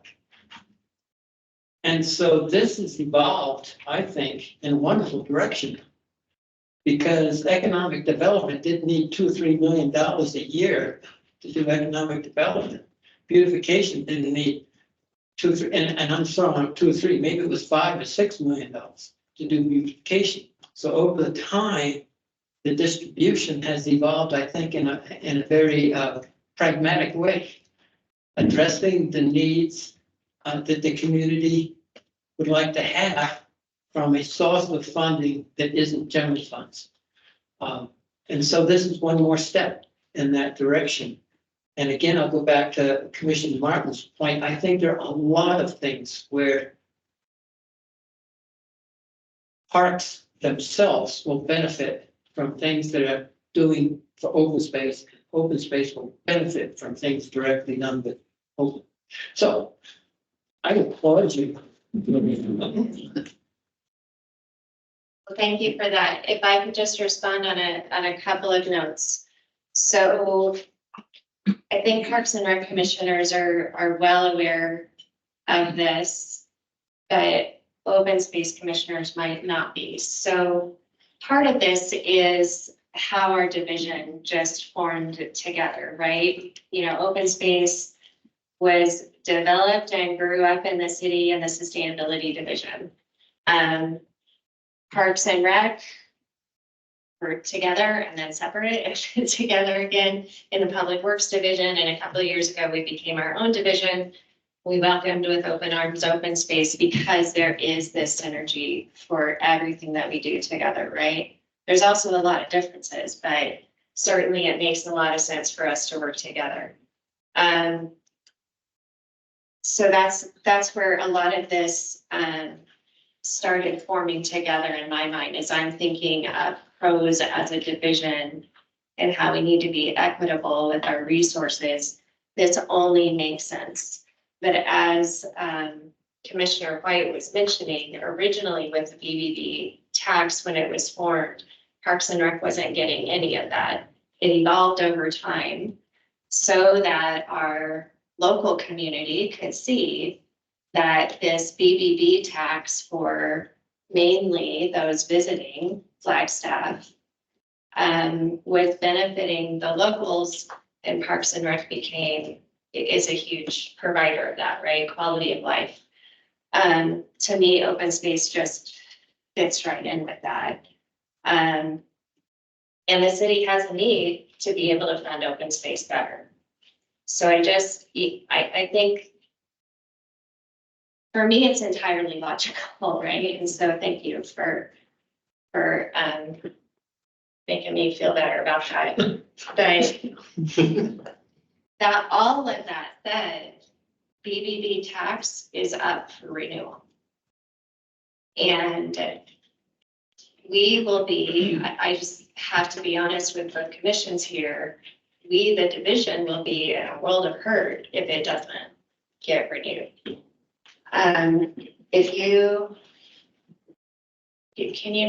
Did that 5-year plan version show the transfer out? Or Observation would be on sheet We can pull that back up. Mhm.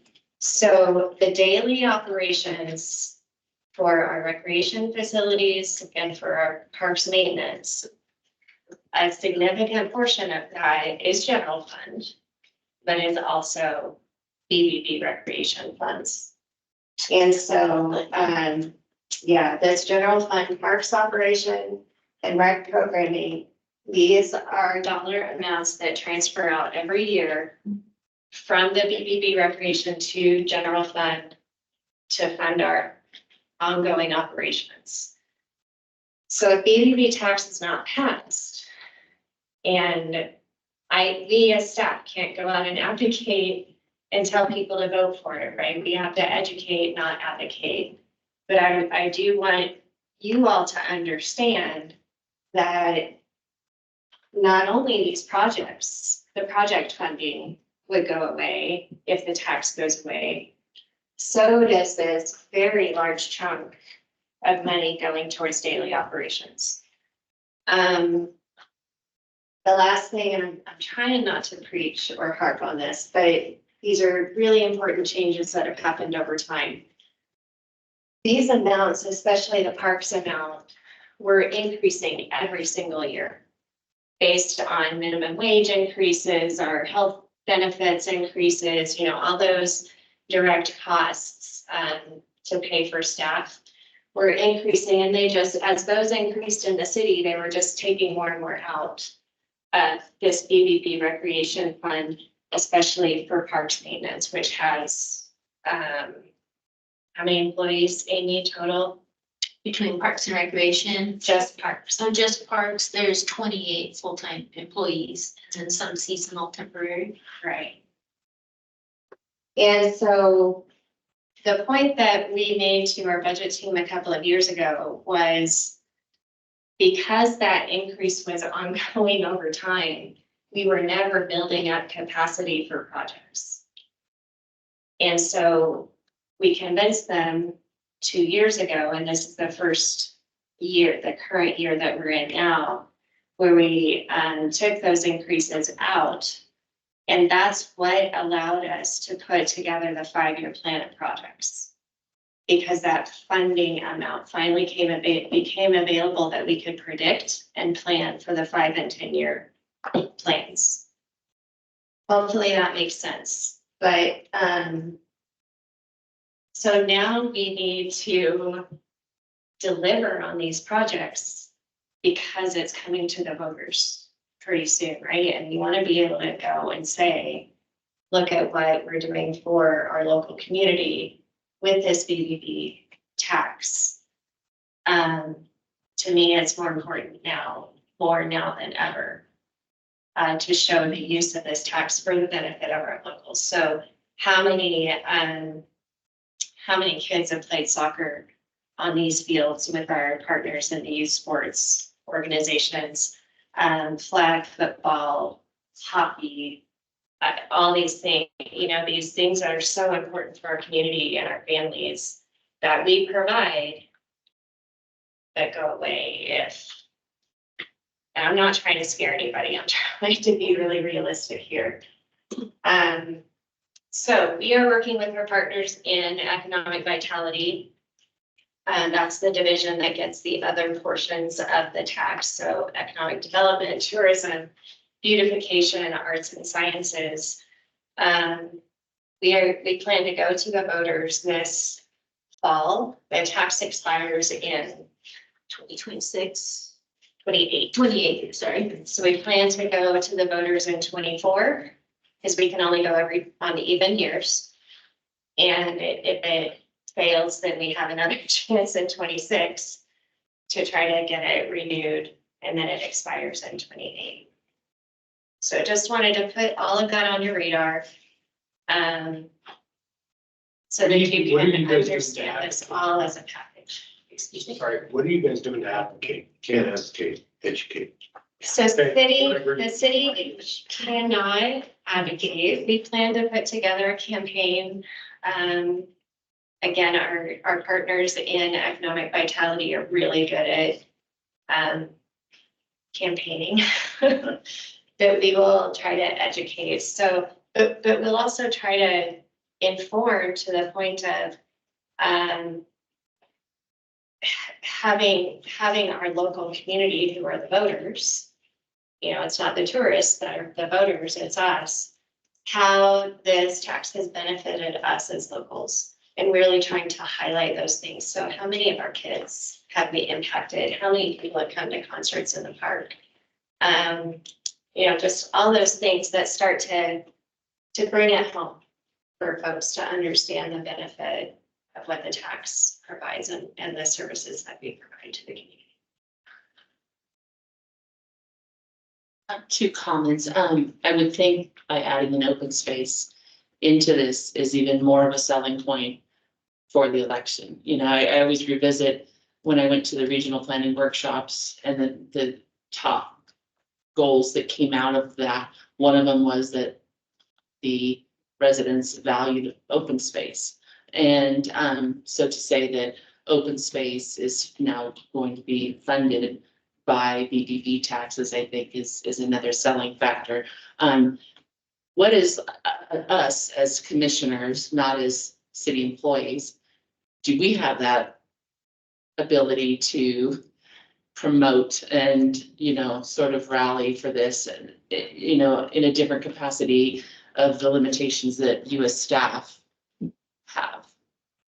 So thank you for that. And I was trying not to ride on the coattails of open space's popularity, but certainly that's a really big component of that.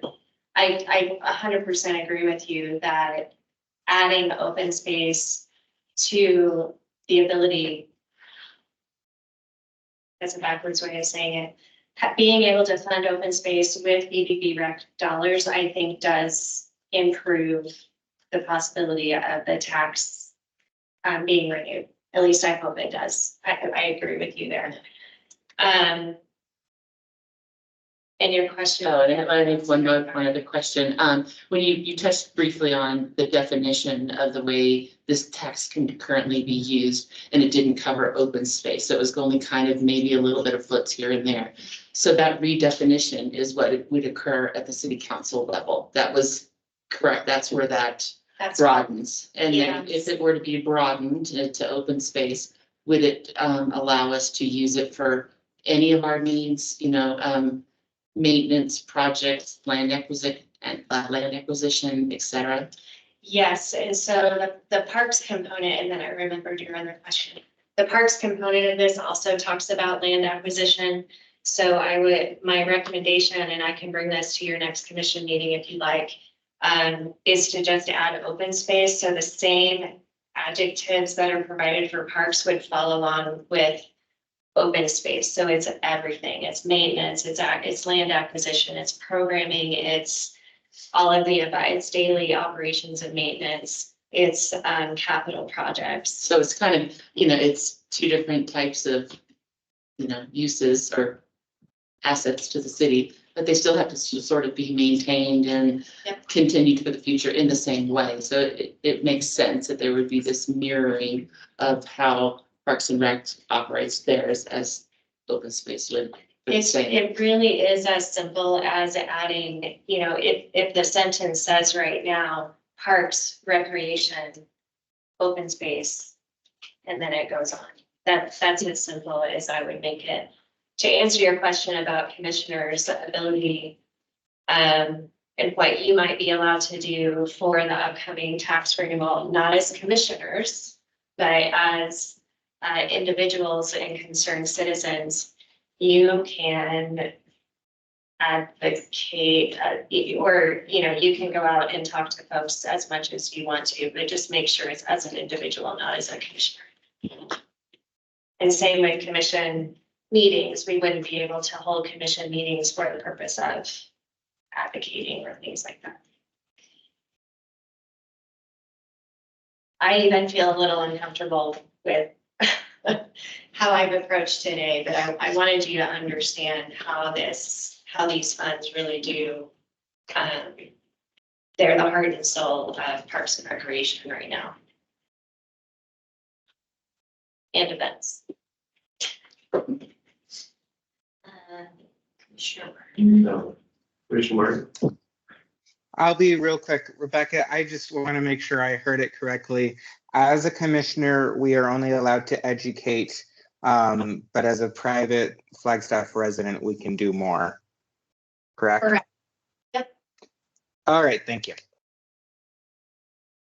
Any other questions in regards to BBB?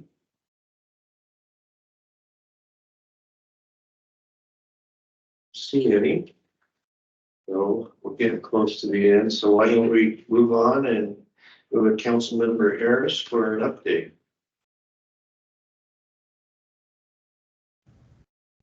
Good evening or afternoon. I think it's evening now. I don't have any major updates for the joint commissions. Just to say thank you for the work that you've been doing. I think the discussion regarding open space and adding them to the BB&B with some resources, I think that's an excellent idea. And so thank you, staff, for bringing that forward. And other than that, I don't think I have anything unless someone has a question for me. We just implemented it's a fee for the short-term rentals. Does that fee, the revenues from those fees, do those go into the BP fund? Those are separate. Those are separate? Okay. Worried about that earlier.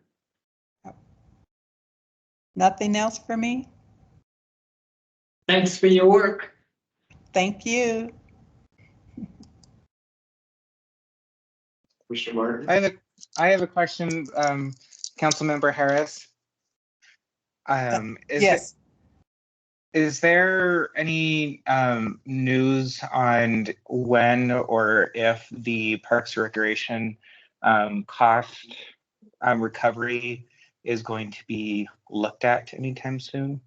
I'm sorry, what The- recovery? The cost recovery and fees, is that going to be looked at anytime soon? Cost recovery and fees for? Parks and Recreation? Oh, Parks and Recreation. You know what? I don't know when that's gonna be on an agenda. If it's gonna be on the agenda, I have not seen it yet. Okay, So, thank you. yep. Commissioner Martin, I can try to address that question. The city is working on right now a citywide cost recovery policy. I believe a consultant has been tasked with that work and they're starting that work. Eventually that policy will come to council for approval. And after that, individual divisions fees will be reviewed.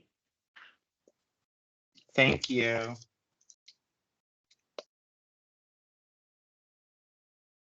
All right.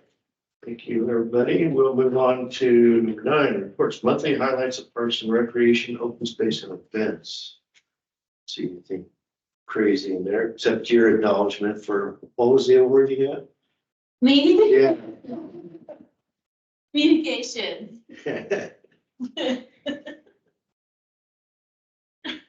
Congratulations on Thank that. you. I do have one thing I could share that might be of interest, both commissioners. There's a couple photographs of the Schweitzer Water Main Phase 4 project. The water line has now been installed and they are in the process of doing restoration. So they're planning the restoration that I know the Open Space Commission had some comments on for this spring. So they hired Enviro Systems as their contractor and they're going to do a reseed. Went out, did a site visit with them and folks from water services. So I just want to give you an idea that is going on. Excuse me, that's involved with possibly a trail system on top of it. Is that what you're saying? Yes, but no. So the water line proceeded without any easements for the Foots Trail, which would be a connector up to the Forest Service and the Dry Lake Hills Mount Elvin area. That was not pursued with the water line, but is being worked on by Martins. So as a separate. Yeah. So mainly I was mentioning this because this item has come to the Open Space Commission prior for the project approvals. And just wanted to let you know that the pipeline has been installed and they're doing restoration now based on the commission's. Okay, sorry about that. Oh, you're good. Good question.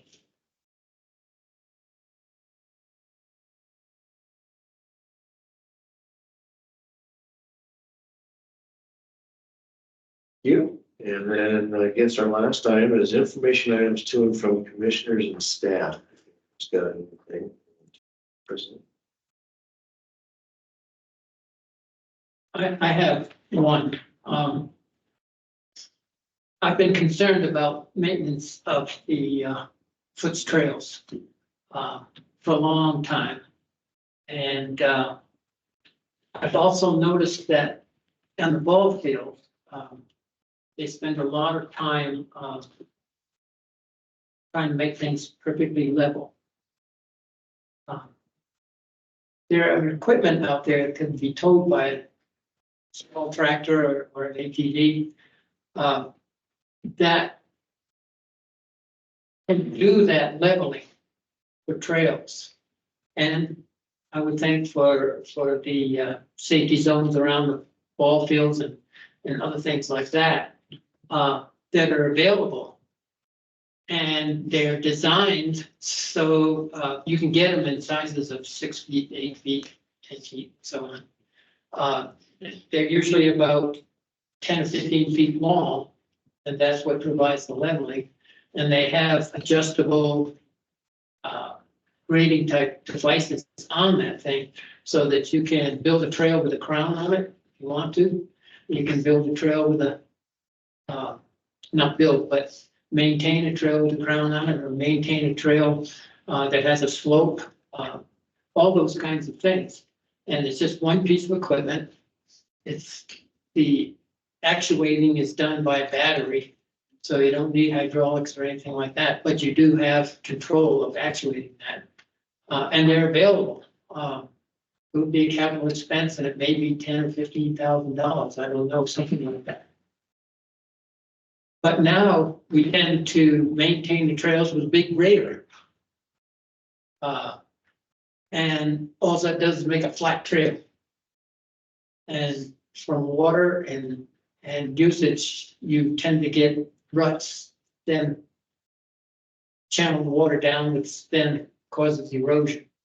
So a device like this might be handy for ball fields, for the trail systems. Just to give you one, there's a company called Terra Master Trail Grader. You can just go to the web and take a look at that, but there are other ones out there. So it just seems to me that it might be a very practical and inexpensive way to provide a piece of equipment that just can be towed out there occasionally, maybe right after the spring thaw, maybe be after a big erosion type event. And could be multi-purpose. Not just trails, but ball fields, for example. Anything like that, Darryl? We did, we have a field groomer that we utilize it and also has laser level capabilities that we use on, how many ball fields do we have? At least I think 11, if not more. 12, so we use it for there. As a part of our partnership for all of our user groups, little leagues, including neuro and athletics. This last year, the parks team made a grant up at Buffalo Park to make that entire 2-mile loop accessible, and then using an aggregate that the city's been using for greater than 6-7 years.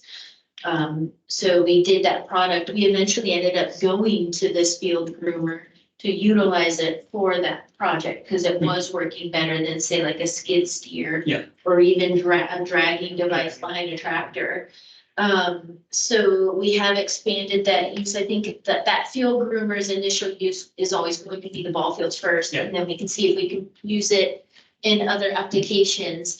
You know, out of that 36 miles of the aggregate trail, Commissioner White, I think the difficulty is that there's Martin Ince and I plopped it in actually into a GIS map. There's over 2,200 washout locations along the trail, whether if it's built in a wash or adjacent to or what have you. So there's a lot of repairs that I think the parks team ends up doing to maintain the trail rather than going to a different level. They're constantly having to repack what's been washed out instead of just being able to take the 36 miles and throughout a season properly maintain them a different way.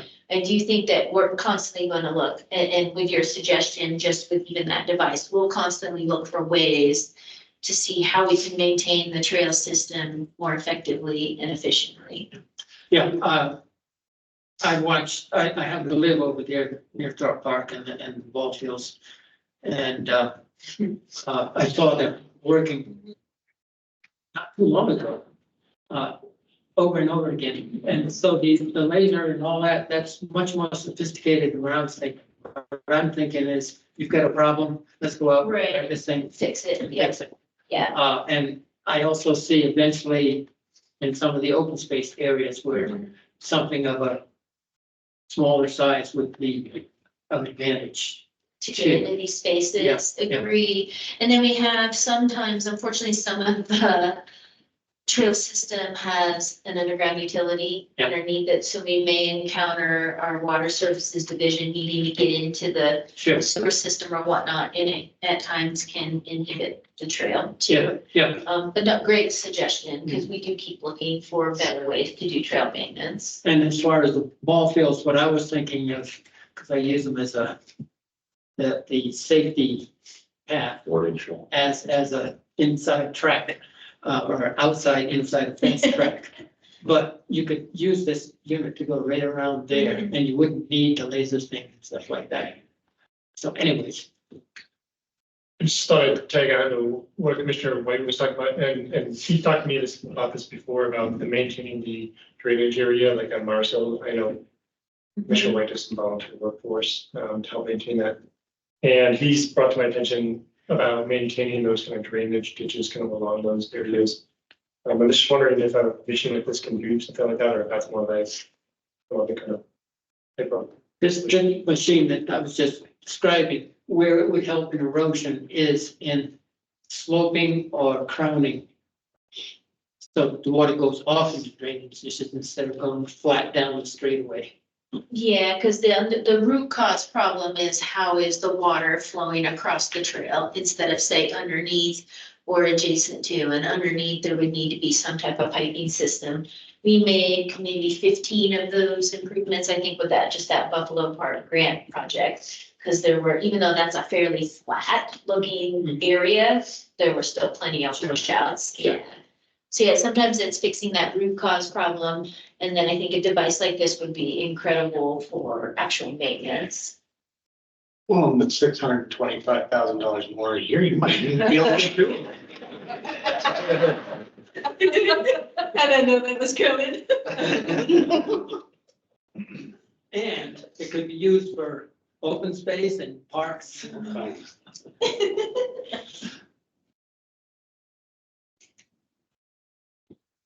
Anything else to add to?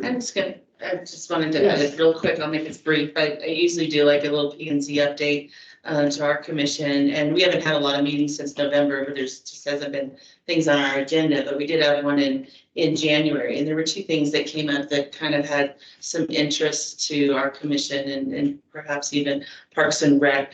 One of the things that we saw was we saw a presentation on the land availability and sustainability study and code analysis review for developable land that's remaining in the city. And what caught my eye during that, and Michelle McNulty gave the presentation, so we were able to all talk about it. There was a large state land piece that had gone up for auction in the JW Powell corridor back in November of 2020, and understandably, purchased by developer Symmetry, who is here in town and does other things. But it was still labeled as state land, and I'd asked, well, why wasn't it labeled with the current owner? And what was explained was they didn't buy the entire piece outright. They bought a portion of it and the rights to buy the rest. And I just wanted to, it was a little gray area on how to understand how it was all working, but I wanted to bring it up to see if it's something we could vet out and understand better. If there is a seat at the table later for the city, open space, Parks and Rec to understand, as some of that ecologically sensitive land does come up for purchase. That's where Hoffman Tank is. That's where the AZ Trail got realigned. Rio de Flag goes through there. So I just wanted to share that revelation that came out of that. And kind of pass on that information to you. The other item that came up that we had a public hearing about was a code amendment to allow high density residential building in the public facilities zone as an allowed use. We had our public hearing. City Council heard it on February 6th. It's still in the works. It's still being discussed. If it's something of interest to you, there's still time to comment. Because it hasn't come back to city council again yet. Wanted to thank Commissioner White for coming to our P and Z meeting that day and sharing his thoughts on it as well. So as we heard today, like the new park on the west side, that's in a public facility zone. So there's, some things to maybe. And they did bring that same zoning code request to Parks and Recreation directly. Okay, good. So you all Yes. have heard about it. So anyway, those are my two things that I wanted to bring up. Thanks. Is that presentation over the publicly available, the map with the zoning and who's? For the public facility zoning, yeah, so. The one you talked about earlier that identifies the. Oh, the land use. Land use. Yeah, so that would be, you can watch the recording of the P and Z meeting from January.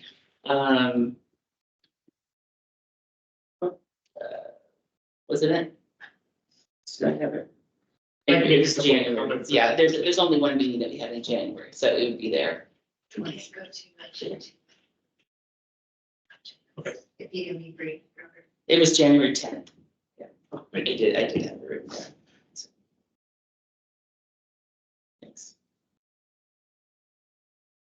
That's why the money, we need it, right? To purchase the state land. We have it. That's all. Yeah, I mean, that's the challenge that we're facing is state land has to sell for highest and best use.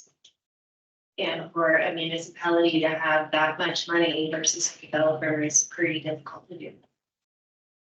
And that's probably all we should talk about it since it's not an agenda. Topics for another day, right? Well, no one else has anything else. I'd like to thank everybody for showing up today.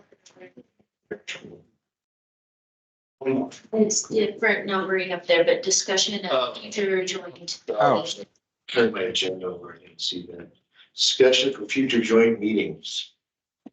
Our intention here was to find out from the commissions together how often you would like to meet. So kind of going into what Commissioner Martin was bringing up earlier, what you would like us to bring you, what you would like on agendas, that kind of thing. We would love that feedback. I think giving them their own budget. I mean, now they get to actually do what they feel is best and what's necessary. So we would always love to hear what you guys are doing, but I'd say this one accomplished a pretty big chunk of a goal. So, I mean, I love the information, so I think it's great. I like you also are gonna be able to make your own decisions now. I think that's pretty cool. So, I agree. I learned a heck of a lot in this meeting with your report. I had no idea. I mean, I know it was a big job, but I had no idea how many fingers went into average people's lives as far as this is. And I'm so glad that BBB it's moved to the point where 53% of it is going towards it, because I totally believe the community is totally behind it. So I like this, the meeting now, whether it's once a year or twice a year, or maybe it's once a year, but then it could be called if something special comes up. But at least once a year. I think that's what we discussed earlier is previous meeting is at least maybe once a year, but you said is something else comes up or where there's a collaboration that needs to occur, then we can call a special meeting. just a second to sum up what you just talked about where, how much money this is. I would love to hear where that money comes from. Do they think the BBB tax is funded, 70% by locals, 30% by out of town people? That metric, I have a feeling may be a very powerful statistic in the educating process. So I don't know if you guys know that number, but I would love to know what that is. And I think the public would to hear that number too. So. Commissioner Martin? Hello.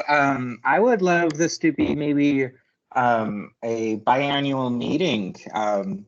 You know, we didn't get too much time to chat today regarding mutual projects, but I would love to explore more of the things that, like, there are strengths to open space that I think Parks and Recreation can take more note of.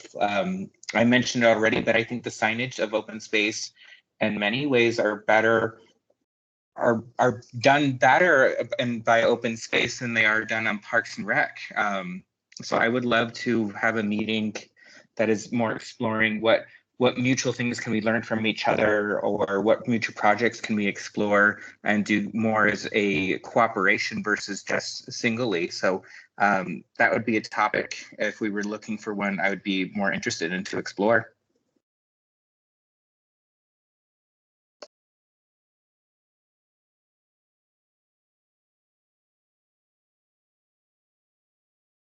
All right, well, we will take that into consideration as we're developing future agendas. If you think of anything else, you can certainly email any of us. Put our thinking caps on. Anybody else have anything they want to add at this time?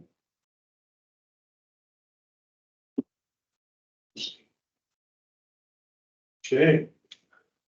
Well, if no one has anything more, I think we can come to an adjournment. Thank you, everybody, for attending. It's been a great meeting. I appreciate everybody's involvement.